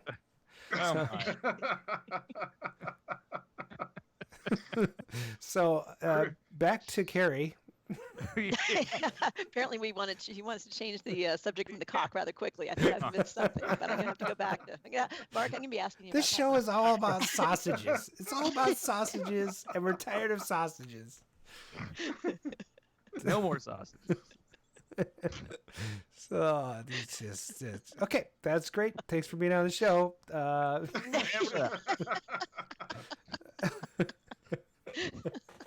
okay. How long did it take you guys to put that video together? Because like I remember doing the stuff at Chris's, and then there's just a whole lot of that. When I watched the video, I'm like, oh my gosh, this is a lot of work. Yeah, it is. Jim might have been less than thrilled with this particular year's theme. So the way that we do it is I'll write the song, and then inevitably then I'll come and say like, oh, I've got the song, and I'm hoping that he's in the mood to be able to like grasp the idea of doing another video, because it's a lot of work for him. Yeah. And I try to reduce it as much as I can, but there's I can't like. It's just on, like, it's just what he does. I mean, I can't do anything with the camera or anything like that, Sure. or create those ads. I don't have that kind of skill set. And so I remember I was singing this. So I sang the song for him, and I got to that last verse that, Christmas party tonight with good friends, I'll share some cheer. And it's all taking place at this Christmas party. And I think he was less than entirely excited about the last set of lyrics, because the rest of it is, I think, what's more doable. A lot of travel, which was a theme in the previous one, and and Jim gets credit for trying to be much more creative about, okay, what can we do other than a shot of me sitting at my laptop typing, Sure. looking up ads or something like that. I like that one. So he's kind of playing a director role at the same time. He's playing. He's playing eyes the one time I see him, right? Yes, yes, that's right. Oh, is it eyes or I think it is eyes. Oh yeah, of course. The so little known fact, he is the world record holder of eyes. Yes. Someday maybe he'll get a trading card. Oh, we could arrange that. We could arrange that. Yeah, I got to get right on that. Did you say hi to Walter? It'll be done. Yeah. Adam snuck onto mine. Oh. Somehow I don't have one yet. I don't get it. But... So the Paradise Arcade Shop trading card has Adam on it. Yep. With my arcade radio shirt on. Yeah. Really, all I have to give Walter, I just got to give Walter some money, and then bam, card. So yeah, sounds easy. Yeah, just give him $50. He'll do simple. All right, I'll call him. Yeah, I'll call him right. That's how you do. I got his number. But let's call him on the show. We'll call him right now. Just, hey, Jim Bodini, Carrie Zoller, his boyfriend, needs a trading card. Yeah. So, can you get on that? Yeah. So, how many hours in total did it take you to do this thing? Yeah. So, I wrote the song in probably, I think it was around May, and Jim finished editing it as quickly as he could in order to make our arcade hangout, which last Tuesday. Okay. So probably we started filming. I think the first filming started certainly in the summertime. It might have been August. So yeah, I'm out in Minnesota roughly once a month. Sure. But I think we scheduled an extra visit in December specifically so we could do some of the very last scenes. The big one was that party that Chris threw. Sure, and and he is he's phenomenal. We called him, I think in September it was, and said, hey, how do you say, hey, Chris, would you throw us a Christmas party? Would you throw a party and let us film? Yeah. And get a bunch of people to show up. But that's exactly what he did. And then ultimately it was kind of that, hey. I was actually supposed to be there. I couldn't make it because we had our Thanksgiving that day, which was kind of a bummer, but I'm sure you all had fun. Yeah, it would have been fun to have had you there. Cameo. I've been to Chris's parties. I've had to stay at his house a couple times, so Yeah. At least he has room, right? So. Yes, yeah, he most certainly does. And I will say that was the weird part, because I think at that party, like maybe I had 2 drinks over the course of. We arrived at 3:00 in the afternoon to set up. Guests were invited to show up at 7. I think we didn't actually get enough people to show up to make that crowd scene happen until about 8:30. Okay. And I think we left Chris's it was after 3 in the morning. Huh. Yeah. Oh man. So it was like, and Par so for it the was course. basically people getting progressively drunker around us. And then it switches to You had- other you substances had murky and rose. golden tea, and then you're done. Yeah. So. All right. Well, let's shift gears. First of all, I put the link in the chat. Everybody go watch the video. It's amazing. Super fun. We're looking forward to your next year. I have a suggestion. If you don't want to sing, but you want to write, next year you get a chorus. And you have people sing along with you. And that would be a way to not feel so bad about singing. And it would drive Jim insane. So that's... I know, right? Well, I see that he joined the chat. So hopefully we won't have angry... we'll wait for that one to hit YouTube, and then all of a sudden... Now that Jim's here, let's change subjects. Yeah, he said, song was mixed in was done and mixed in August, starting in September, and we wrapped at 3:30 in the morning. So there we go. That's the extra. Nice. Let me work. If you're gonna have like a bunch of people, I recommend Star Wars Duel of Fates. Write some lyrics for that. Call it Duel of Games. I don't know. It's not Christmas related, but okay. Played the games. I don't know. Yeah. It was beautiful, Mark. Definitely, you're going to be part of it. I'll fly out for that. I'll fly out for that. Can't get him to fly. Yeah. He comes out here all the time, but he won't come and visit. All right, so I just drive by Adam's house and throw poop out the window. Oh, it's you. Oh, what? Man. It's not my poop. Anyway. There are men that have gotten better respect on this show.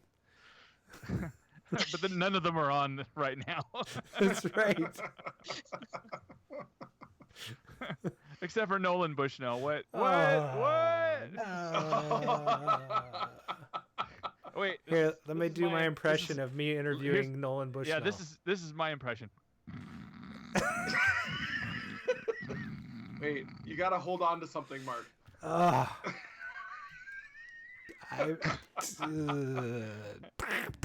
And Nolan Bushnell lighting up like a big giant fatty. No. We're not going down there. So let's go to the next question. I'm gonna let Mark ask this question. Shit. Hold on. Let me pull up show notes. Oh, wow. Should you memorized under what circumstances? Wait. Are we? Wait a minute. I think we're asking the... Oh, right. Yeah. It's your video game origin story, or under what circumstances did you first become hooked on arcade/video games? Oh. And don't do like... it's who somebody had like a 4-hour origin story. I guess that was Slick Nick. Don't do that. Don't do what he did. We're gonna lead Slick Nick very carefully when we put him on this show. Oh, yeah, that'll be a fun show actually. So is this like when I first started playing arcade games, or is this when I first started collecting? Were you in junior high and you were like, oh my gosh, this arcade game is awesome? Or I was raised with an Atari 2600. Yeah. So that was. I mean, if we go back to the origin, my dad got it refurbished. My mom made very clear that was cheap, that we got a refurbished unit, and it was. I remember Asteroids. My mom was, I think, trying to be pro-female. She got me Ms. Pac-Man. I forgot what we had Super Breakout, or was it just regular Breakout? I forgot. I think they're both on but there. with the little paddle. Oh my God. Yep. Asteroids, so much easier to play on the 2600. When I played it on the upright, that's a different game. It is. That is so many buttons. It makes you angry. You're like, what am I doing? Why? You know what's funny? For the Atari 2600, they made a wood grain Asteroids control panel that matched the layout of the arcade. I have one. Yes, I have it. It's wow. Where is it? Go get it. Brilliant. Is it in the room with you? No. Oh. But I know where it is, and I could get it. It would take me about 5 minutes. Then no.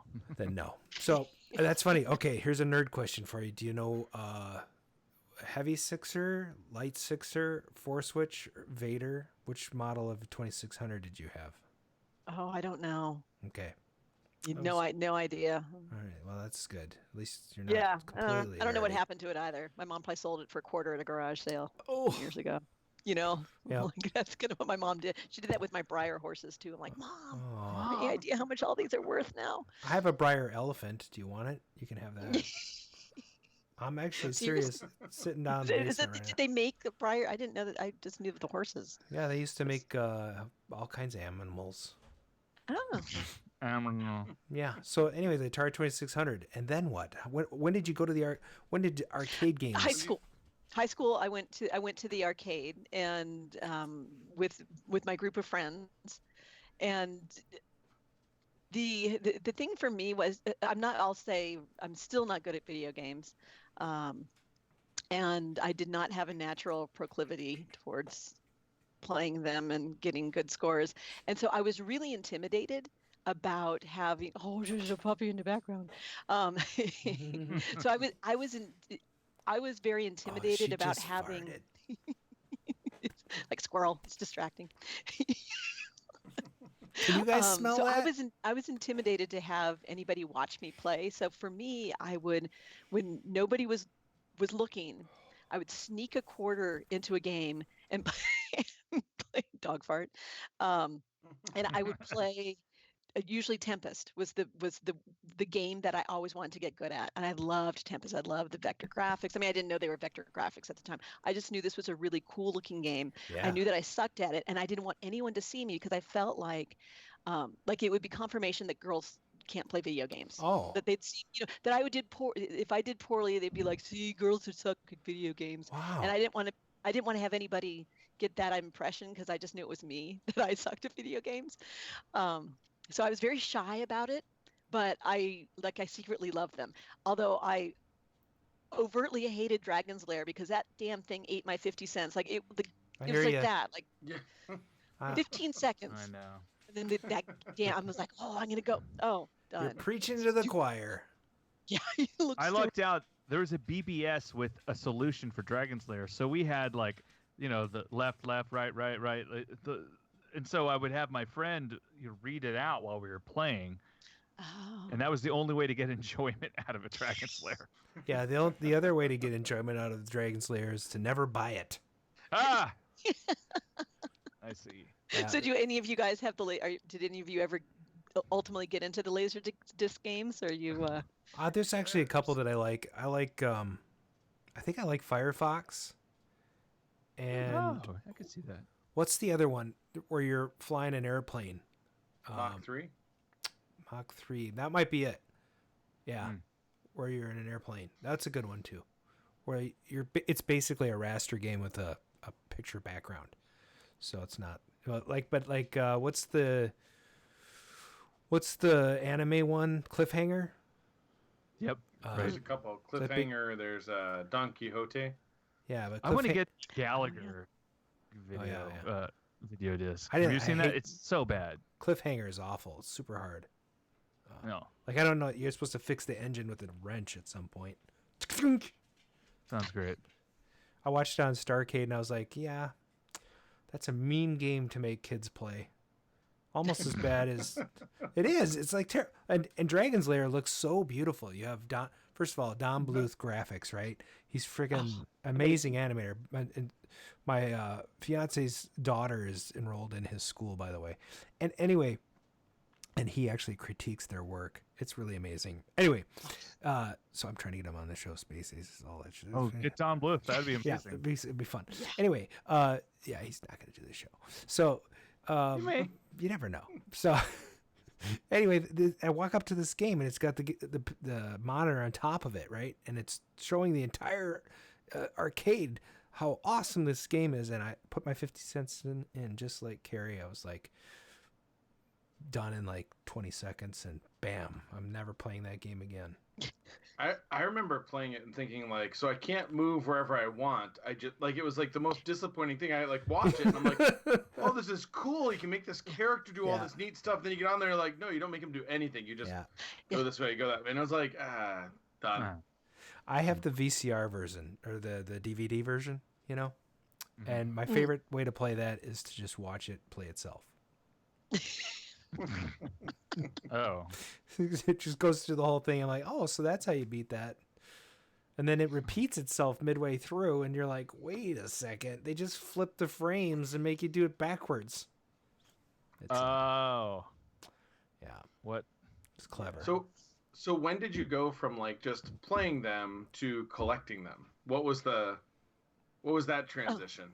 So it was a handful of years ago now, I'm bad at years, maybe five-ish, five and a half, 6, I don't know. Haven't you Five-ish. known Jim 5 years? Yeah. Yes. Well, in that case, we'll make it 6. Again, I'm bad, but it was before Jim. I didn't know any of those guys. And I went to a Fun Spot event with a friend of mine, and had just a blast. And that was the first time I kind of reconnected with the games and met some really cool people, and ended up wanting to keep in touch and do the email thing. And so and they were on Clav, so I joined Clav in order to be able to message. It was actually Orange Whip. Yes. Brad, who's up in Canada, has opened up his arcade recently, and I wanted to get a hold of him. And so I joined Clav. It's all Brad's fault in some ways, so that I could get in touch with him, and then was looking at the forums and all that, and my friend and I would talk about arcade games and the events, and I loved Arcade Outsiders. I mean, that show was a blast. So there I am now joining Clav, and I still remember the moment I was at the dentist's office waiting for a cleaning, and I clicked on the for sale section on Clav, and someone had a Tempest cocktail for sale. And I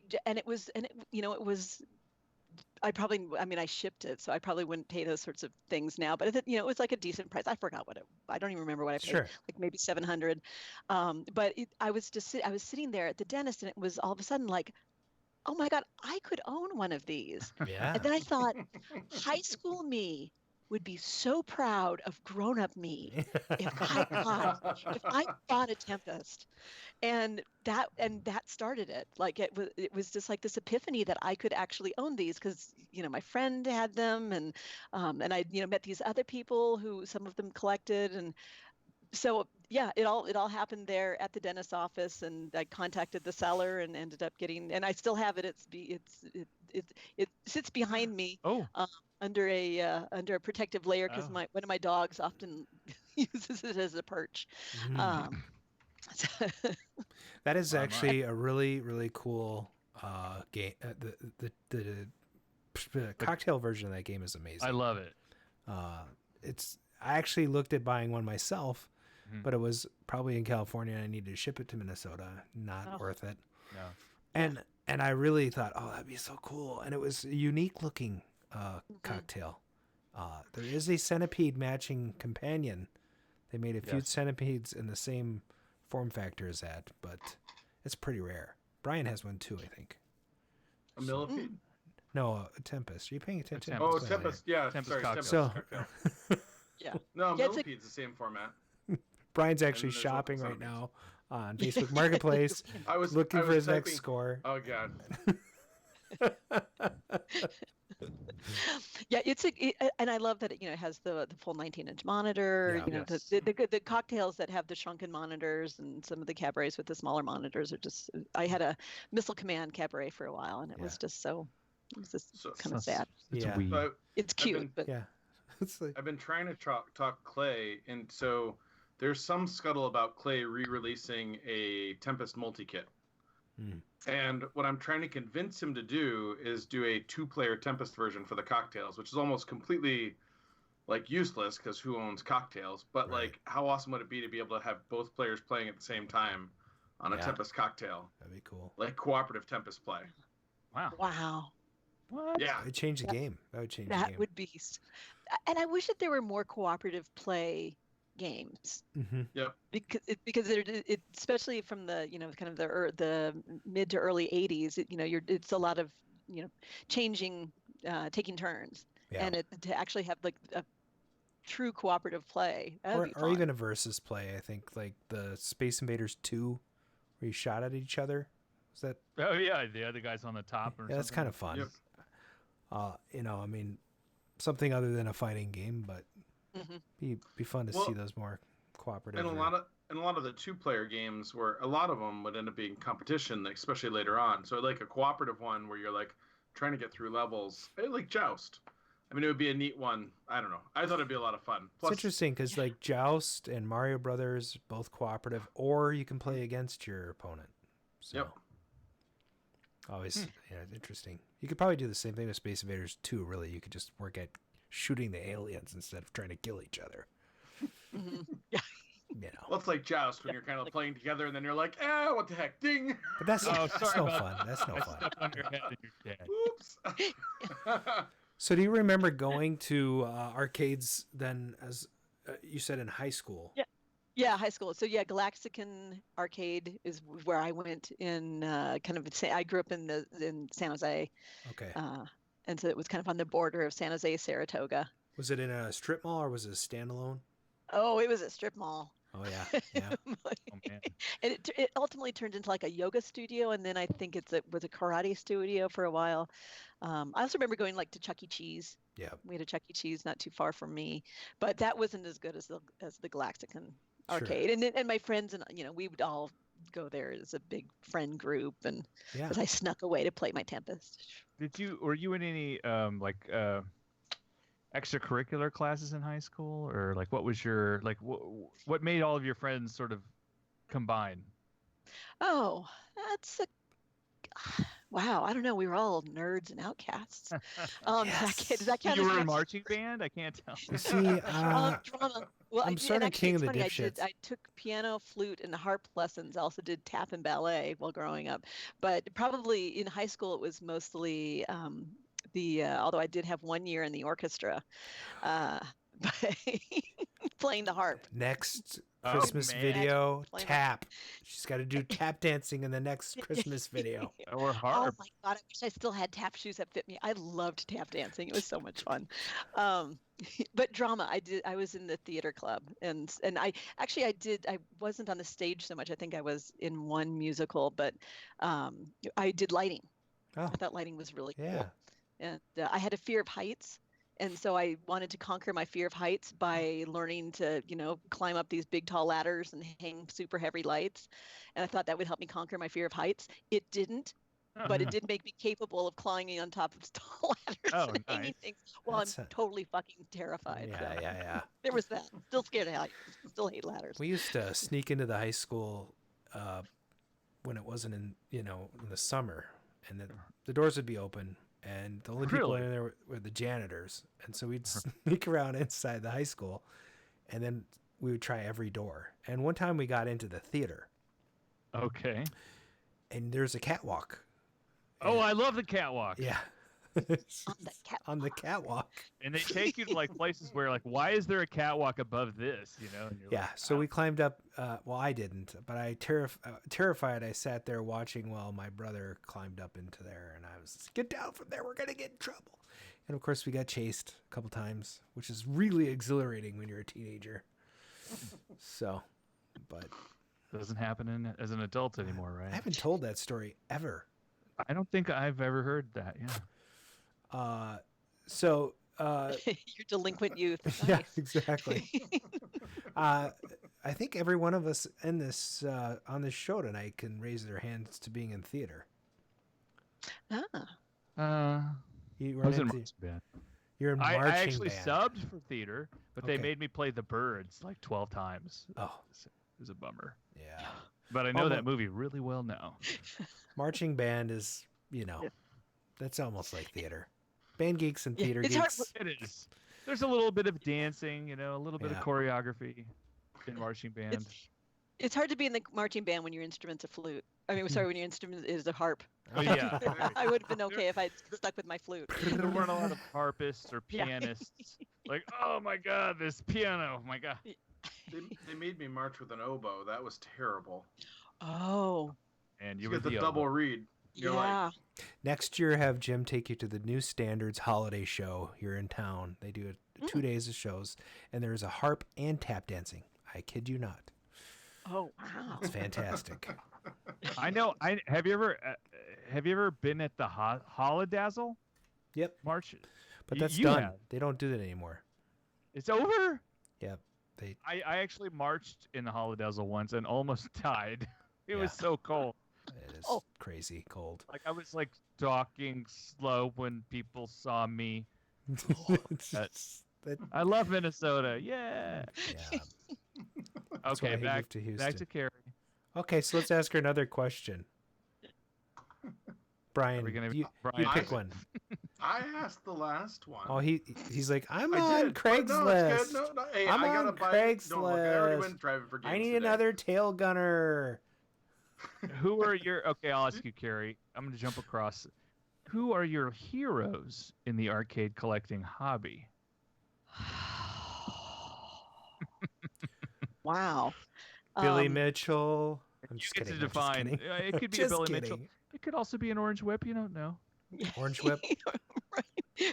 Well, I would riff on the holiday video and say at the moment Chris Rhodes, because Oh yeah.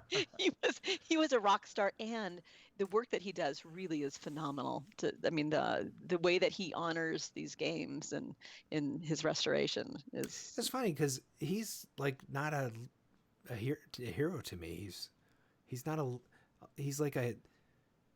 Snuffleupagus. He doesn't come out. But people don't see him when you. I know. Yeah, it's true. Yeah. It's like, oh, I don't bird. think he exists. Yeah, I don't think he exists either. Yeah. No, but yeah, that's interesting. You pick him. Who else? Do you have any big names like I don't know, Wozniak or Jobs or Bushnell or any of those guys? Ed Log. Yeah, I honestly, it's hard. I don't know. I can't say that I really have. I mean, there's so many people that make up this community that make it a whole. That we have the people who are, doing the repair. We have the people who are, super helpful and ready to jump out and assist folks. With the people who are creating the things that we need. We have the people who are doing the art. Like, it's hard to say. It's hard to pick one area. Sure. Sure. We have the folks who helped create it, but that's where I'm like, it's really hard to figure out like a hero, because without everyone that makes up this community, it would be weak. Yeah. So yeah, there we go. I like that. It's good. That's a good political answer. Crafty Mech, amazing work. I mean, like J-Rock, Clay Cowgill. It's interesting. Clay Cowgill was a name I heard before I ever actually saw a post by him or saw him on Facebook. It was a name that floated around in so many threads on Clov because of the work he did. I will throw out, like you were mentioning before, like people have an eye for details, and like on the T-molding. And one of the people I'll say who did an amazing job was Mike's Arcade with doing the Nintendo buttons over, because there are like 10 different versions of that button, and to commit in and say, here's what we're doing, here's how we're going to do it, and doing it really well. Yeah. That was some amazing work and a contribution. I still haven't picked an arcade hero. Yeah. It's kind of hard. It's a hard question. So you're tossing these questions out to your guests and like, yeah. I didn't write it. Jarvis, I think, is my arcade hero. It's totally Mark. Mark wrote that question. Yeah. What? I did? Oh, probably did. It would have been Bushnell, but he doesn't remember that. Yeah.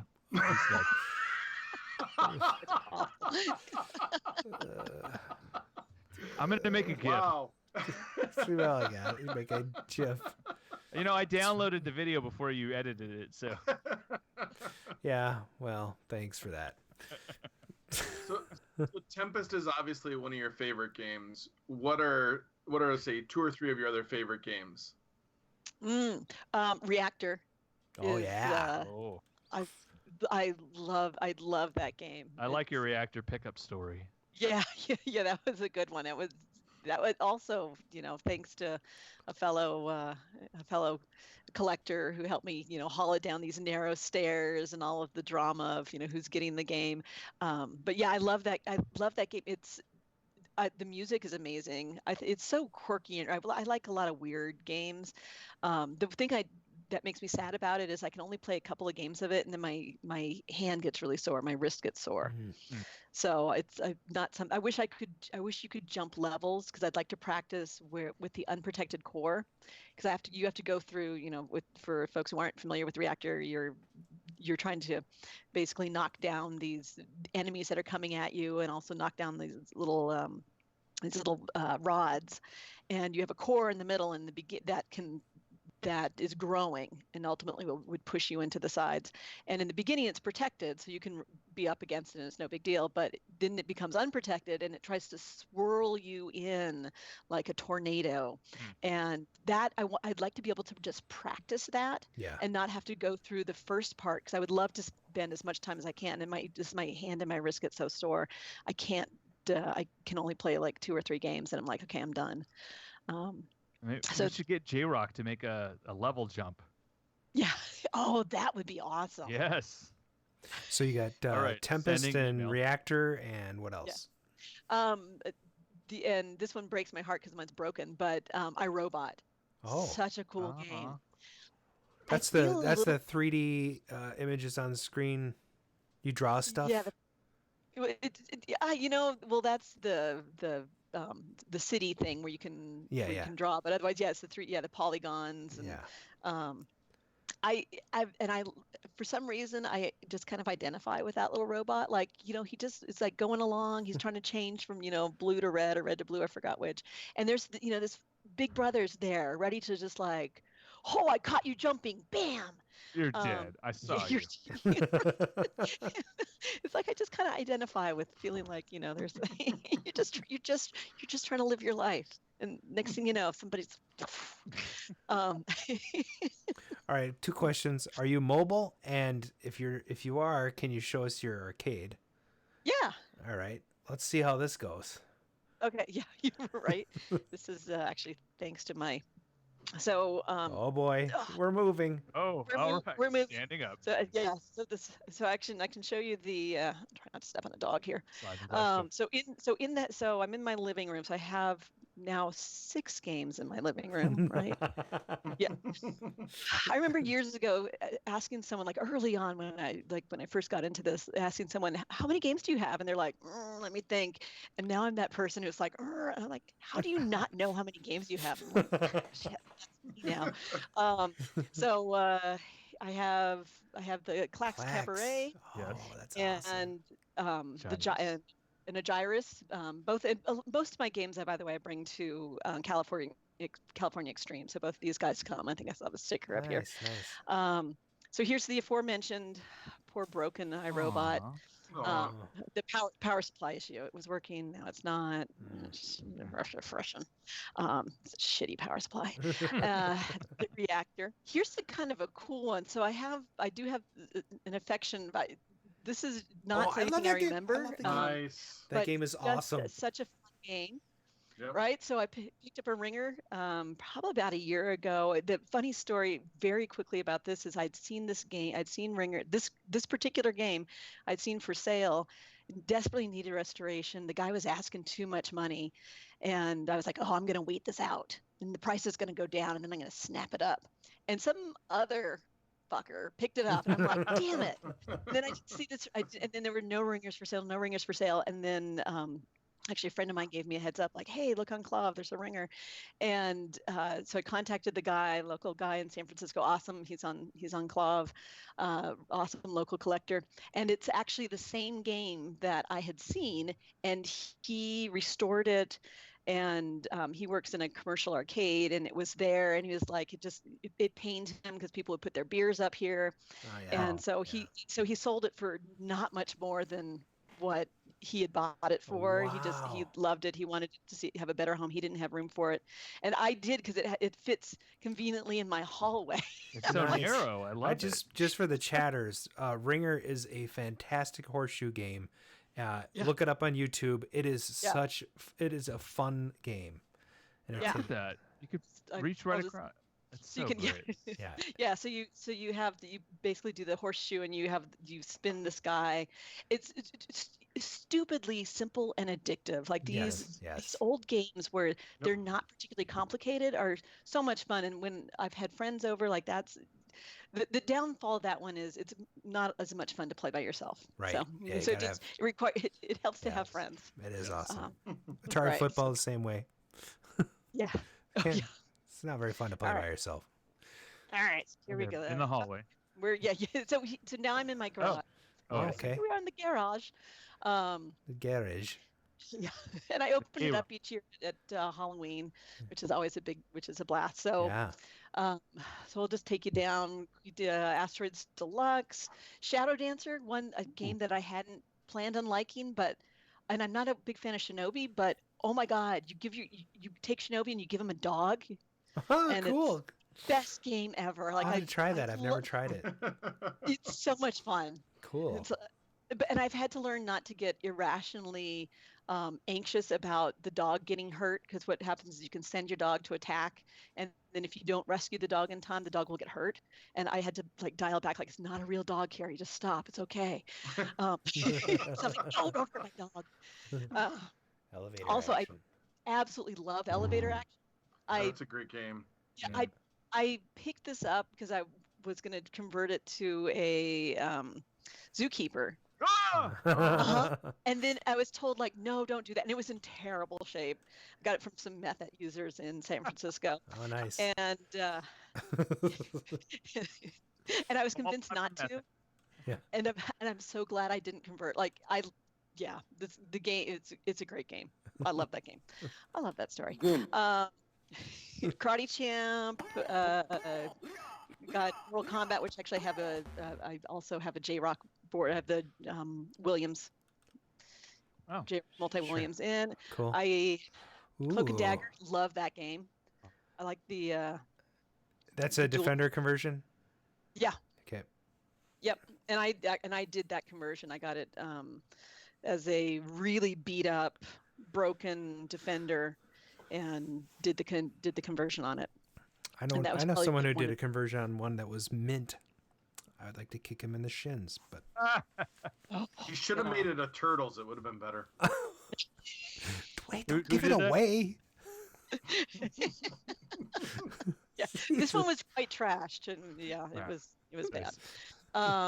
Right. Tempest Upright, which I'm hoping to eventually put. I'd love to get when Scott finishes his multi-board. I'd love to get that in there. And that FPGA is amazing in there. It plays so well. Yeah, I'm waiting. I'm drooling. Isn't it like $800 though? I mean, yeah, it's not cheap. Completely worth it. Yeah. I mean, to play it. So that version of Major Havoc that he did and how he compensated for the spinner plays as well or better than the roller Major Havoc. I mean, it's a great version of it. Nice. And I really like Major Havoc with a spinner. I have to say, I know that's probably not the popular vote, but I like the spinner. Cool. It's a blast with the spinner, and he did the compensation so it's not. I can't remember if you have to dial it up or dial it back to get it to react properly, but I mean it feels so good on that FPGA board. He did an amazing job. Amazing job. Very cool. Yeah. Defender, Gapless. Nice. Baby Pac-Man. Wow, pain in the ass to keep running.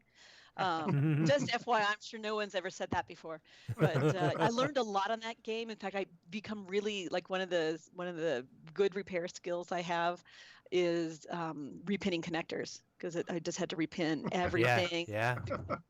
That game, there's so many. So, and then behind me, I have 3 pins. Nice. Twilight Zone. Tales from the Crypt and Lord of the Rings, with a very cool. I don't know if you can see the cool Balrog topper. Oh yeah. So then mostly last row, Fire Escape. I hope Dave cut you a deal for that. I traded him a Tron. It's perfect. Yeah. I wasn't a big fan of Tron, and so it was a win. Forgotten Worlds. Forgotten Worlds, Zybots. Cool. That's a great game. Yeah, it's super fun with another one where it's you really need another person, but it's a blast. Black Widow, which I love, again, dual joystick game. And then I did I did get my Zookeeper. It's one of the new cabinets, so it's just I made this as opposed to converting anything. Right. And then finally we have the aforementioned Whack-A-Mole. Whack-A-Mole. This is the Ms. Pack that desperately needs to be restored. Sweet. And back here, and I also have I didn't clean. Oh my God! Oh, nice. Space Fury. And then this weekend, I'm working on hopefully by next week. This is a rip-off here, and so I need to clean that up. Hopefully by New Year's, I'll have this up and running, and then I should have thought, but I was at work. I have a kitchen bat that's going to be a big, just something entirely new to work on. And it's the playfield on it is gorgeous, but those old, again, it's like that Ringer. It's those really simple games. Super fun. So much fun. So that'll be, I've not done that much work on EM stuff. So that'll be interesting. Wash contacts. Yeah. Clean contacts. Yeah, and I got a special little thing that there's is it pinrepair.com? What is his name? I want to say Clay, but that's probably wrong. Had recommended some special little file for helping clean the contacts. But we just got in these fiberglass brushes that actually work really well for the headers, like the JAMA connectors on boards, and then it works really well for when you're desoldering and cleaning stuff off. I'll have to post a link on that next time, but somebody had suggested it to us, and we picked up a couple, and they really do a very nice job. I imagine with contacts it'd work well too. Yeah. But it's basically these little fiberglass brushes, and it's almost like those old erasers where you use a little bit of the tip, then you push more out, and it keeps wearing away until you run out, and then you put a new fiberglass brush in. So. Sweet. So that's an impressive collection. Thank you. What's in the basement? What? What? What's in the basement? There's no Alamo in the basement. Yeah. What?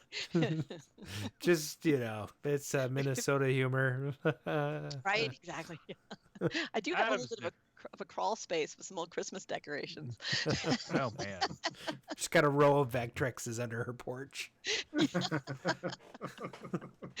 mean, they're short, so whatever. Yeah, actually, I do have my Vectrex at work. So are there any arcade games that you absolutely don't like to play?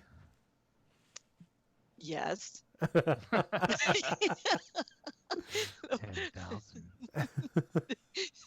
It won't be a popular. Well, and I've said it before. So I'm not a fan of Donkey Kong. Okay. Yeah. And any kind of those platformers, it's something about Actually, I hate the part of Zookeeper where you have to jump on the platforms to go up. Sure. Yep. It would be the game would be so much more fun if you didn't have to stop and do that every once in a while. Yeah. So you probably really hate Ice Climber. Oh, I don't think I've ever even played Ice Climber. That game is impossible. No. If you want to try it at Grinkers. It's there. Oh, okay. Yeah. But yeah, that's a really hard game. So you were going to say something else after Donkey Kong and platformers? Yeah. Q*bert. I don't hate it, but I'm not a particular fan of it. Yeah, you're not seeking it out. No, definitely not. In fact, there was a great deal on one at one point, and I was like, no, I'm going to just let that one. You got to leave some fish in the sea. Sure, yeah. You just hope that the people who actually really love the game get it, and not somebody who's just going to flip it. Right. Or that person who's like, oh my God, I so want a Q*bert. Oh my God, here's one I can afford. That's what you hope happens, and not someone who's like, oh hey, I can snap this up and turn it over for extra grand. So do you have any stories about the one that got away? Yeah, actually, there was a. Because that's in the video. It's what half the video is about. It's like. Well, but okay, I hate to break this to you, but that's actually not an entirely. That video isn't actually true. Oh. That is most of that. No. It's not based on a real story. Not Dang it! I'm crushed. An agglomeration of experiences, but. Oh my God. All right, deleting it from my Oh, it's true. All right, it's Alexa, true. delete playlist. No, everybody's Alexa is going nuts now. Yeah. Alexa, order 20 pounds of creamed corn. We've actually tried to make Brian's Alexa do that, but never with success. So. Oh, she's. Oh, there we go. Alexa, order 1 box of extra large condoms. So I got the headphones on now, so it's just when I say stuff, so I'm not talking anymore. One day, Brian. One day. So we were talking about the one that got away. Oh, yes. So probably the one that got away story was I think it was $100 tapper. Oh. That was near me, and I, of course, the minute I saw it, I immediately called the guy, and he said that there was somebody else ahead of me in line, but I was next. I was next. I was like okay, if they don't take it, then I'll give you a call. And so I'm waiting and waiting. I'm like, okay, they'll probably, unless they're a fool, they're gonna take the game. But just in case, and I'm waiting on pins and needles. And I remember I was getting ready to kind of give up and was gonna fine, screw it, they're not gonna call. So I hook up the dogs to go walk my dogs, and my phone rings, and it's him, because it's from the caller ID. And so I'm all excited, and I answered the phone. I'm like, hello, and I just hear grunting in the background. And then I hear a couple of guys talking, and he butt dialed me. Oh no! Load up the game. That's hilarious. Oh, that's like injury to insult. It was a local collector who's an awesome human. He's wonderful. He's a really great guy. So it went to the right home. But I've so enjoyed teasing him about the having to listen to them load it. All right, great, thanks. I'm like, God dang it. All right. So the one that got away, what's your favorite? What's the one that you think is your best score? Oh, it's got to be. Hi, it's 80. I'm on TV. Someone loves you. Right here. Yeah, I'm loved. That's because it's getting close to dinner time. She's like, I'm bored. It's got to be the reactor. Oh, cool. Yeah. I got that for an insanely low price, and nice. and I thank you. Hold the breath. Not as bad as the dog fart you experienced earlier. I have a hunch, but it's a little woofy. And that's part of where I got such a good deal on it. I bring it to CAX each year because I feel like because I got lucky that I need to give back to the community and be like, okay, hey everybody, here's a reactor to play. Even though I get to take it home at the end of the day, but it's at least some way to kind of to share the good fortune. But yeah, that was one hell of a deal. I never, I never would have paid full price for it. I wasn't that familiar with the game before I got it.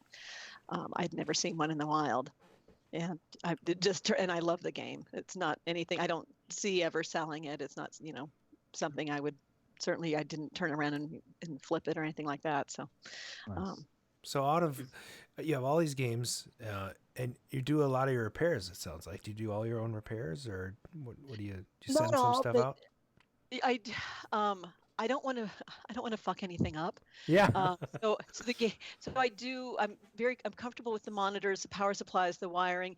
The thing I'm not as comfortable with is the game PCB repair. And so if it's something like, actually, when I was at CAX, my Cloak and Dagger ended up with a weird graphics glitch, and when I came back, and it had a I could run the diagnostics, and it said, here's your ROM error, and so that's something where I can desolder that, put in a new one. That's easy. But unless I have a good idea of where to look, I just as soon have somebody who's not going to.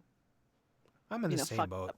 It's like like logic gates and all that sort of thing. I don't know how to really troubleshoot those with a logic probe. So.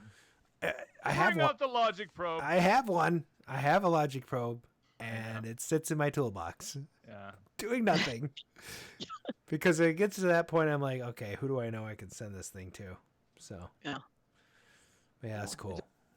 Yeah, and I mean I especially for the rarer games, like I would rather send it to someone who's not potentially maim something that that I would. And I've certainly got a lot of good help and guidance, and have done a little bit of the game PCB repair. But yeah, mostly I stick with everything but, and then send it to the people who know what they're doing. That's pretty rad, though. I mean, it's like I think we all do that out of necessity as collectors. You start it's just like you can't afford to send everything out or have somebody come to your house every time there's a problem. So.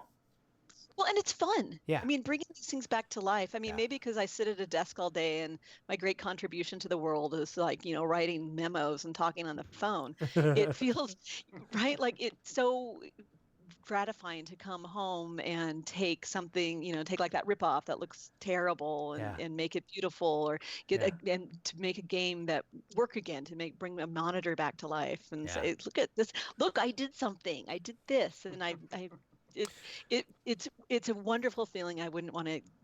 That's a big part of why I'm in the hobby, is I really enjoy that aspect of it. I think it's a perfect answer to that. I mean, I agree. I tend to curse quite a bit and be upset, and I'm never gonna fix this. It's broken forever. Yeah. And it's very, and Christine's always just like, "Oh, you're gonna fix it. Just calm down. You're gonna fix it." Watch. In 10 minutes, you're gonna come back and you're gonna say it's. And so she's partially right. Maybe not 10 minutes, maybe. Yeah. But I do come back. I'm like, I finally found what was problem and I fixed it. Now there's a no problem. So. Well, yeah, no. Yeah. Okay. That is the hobby. Yeah. So is there a game that you don't have that you're still looking for? Yes, but not without. But I don't have a lot of hope. I would love to. I really love Inferno. Man.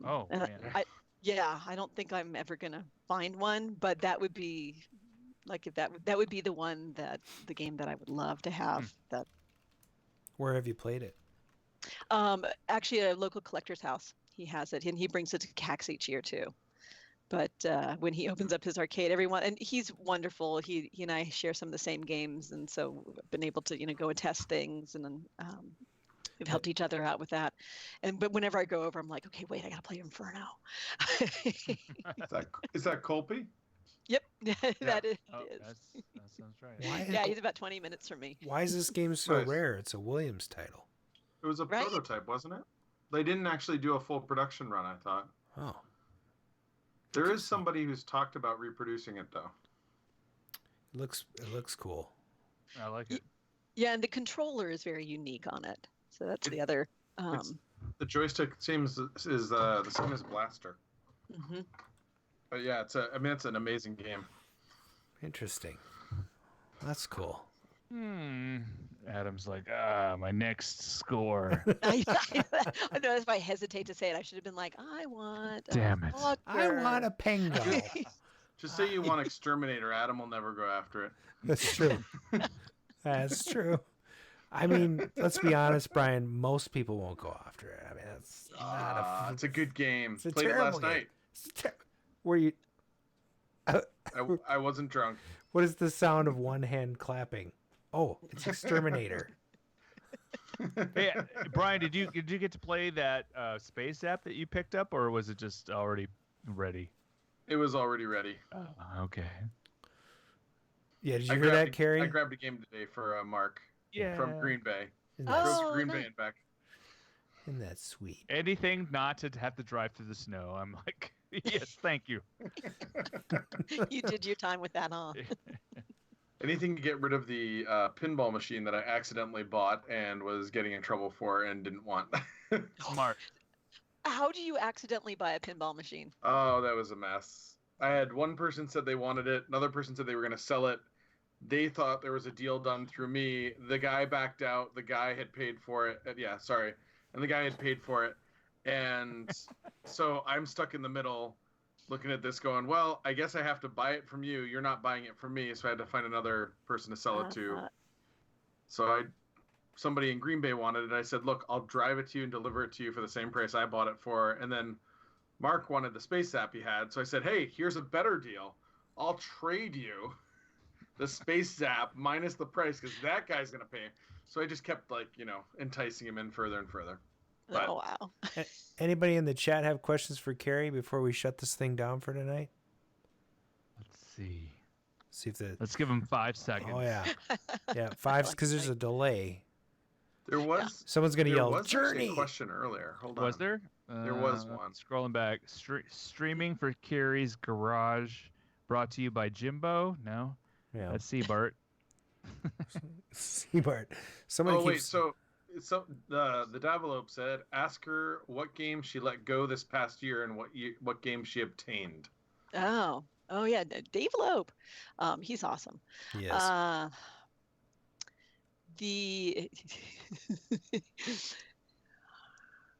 It's funny. I'm like, I'm actually kind of chagrined to admit that I let go of a couple games, but not many. Pole position. Yes. I sold my pole position. I had a pole position too. I saw it at CAX until it died. So. Yes, it was an that's upright. Right. And that's it was at CAX a couple of years ago, and I hate to say it, but that was the genesis of me getting rid of it. So I got it fixed again, and because I put my heart, that was the first game I restored. $100. It was a kind of a garage find since we don't really have barns here, but it was kind of barny. I guess we have barns, but not quite the same. Not full of arcade games. Really did a beautiful restoration on it, and it died at CAX when I went on Sunday when it went to turn on, and then I got it going again, but I never quite trusted it. I just didn't. I wouldn't turn it on when I turned on all the games. I wouldn't turn that one on because I didn't want it to die. I would only turn it on if I was going to play it. When I played it, I would go, is that a glitch? Is that a me too. Right, it sapped the joy out of it because I was so obsessed with whether or not it was working, whether it would work, whether I didn't enjoy playing it, and then the fucker died. So I'm like, I'm done. Done. This is so I sold that. This is you did full restoration, rebuild power supplies, rebuild AR2s, and it still wouldn't run. Yeah, well, I mean, it did, but then it died again. I actually think it was one of the AR2s that went out on it because I didn't have, I think it was the 12 volt that I lost. So it probably would have been an easy fix, but at that point, I was dundo, and I had something new coming into the arcade, and so I needed the room. Can you do I think that was. I'm sorry. I think I got rid of it to make room for. I think that was Gapless. Oh, okay, Gapless. That's a great. It's a great game. Yeah, it's a fun game. Yeah. So if somebody else has a pole position, it'd be fun. Does anyone know? Can you do the Sense mod on the AR2s in a pole position? Yeah, of course you can. Because I think that might be one of those games where it might be worthwhile. And I did. Yeah. I did all that bulletproofing you're supposed to. Sure. But I mean, ultimately, you can still. If you don't know what the Sense mod is, look it up. It's FPGA version of that. I think Adam's still working on it.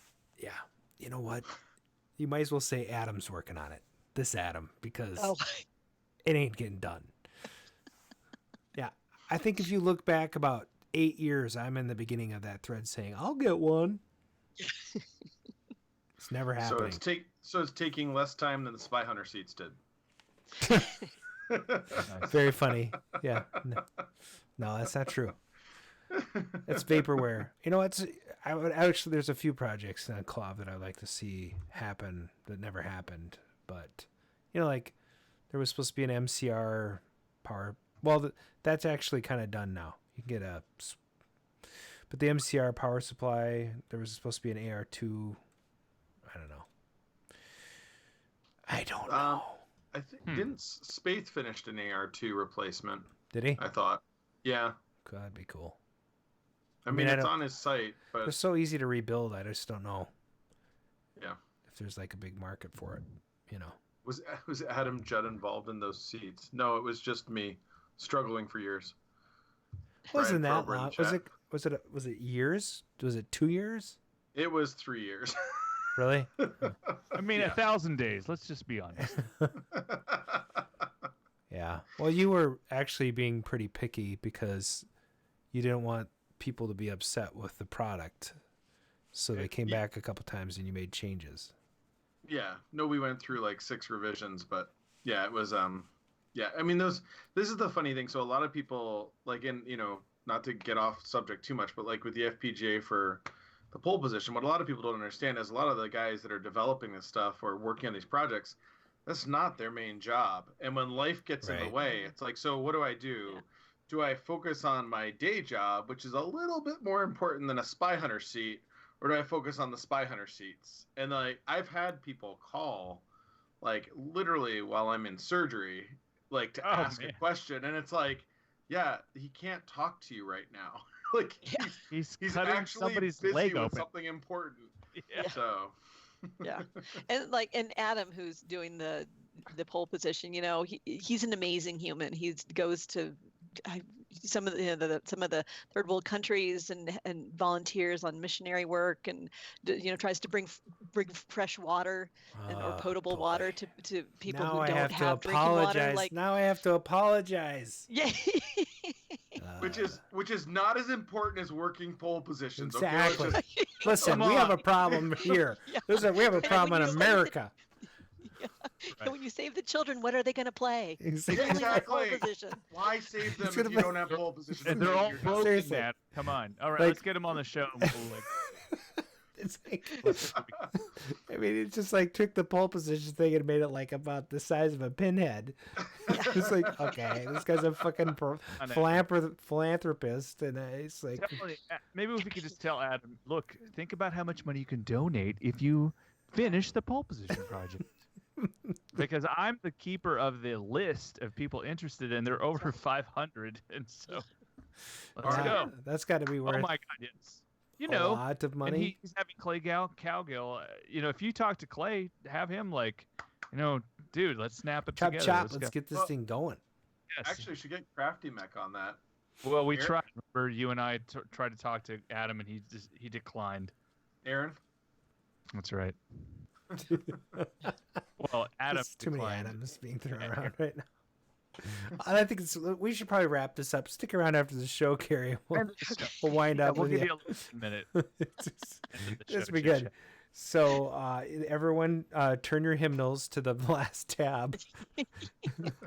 Oh wait, I gotta read again, huh? Yes. Wait, I gotta stop looking at all those advertisements here. That's right. Tap? Because this is the part of the show where we read the exit part, and then we sign off. Yeah, this is professional. So here we go. Thanks for listening in on the double R's. That's Arcade Radio. Like us at Facebook/Arcade Radio, or check us out on the semi-regularly updated blog at arcaderadio.com. That's RCADERADIO.com.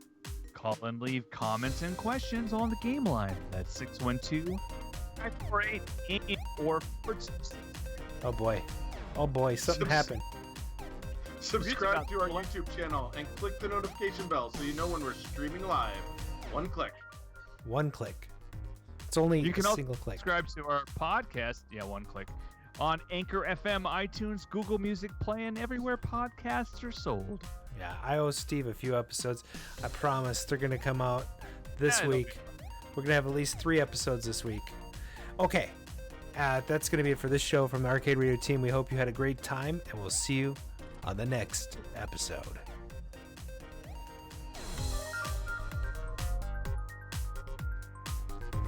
Can't wait till the dial tone comes on. Just semi-pro. Semi-pro? Seabart 1 is pro. Starring Will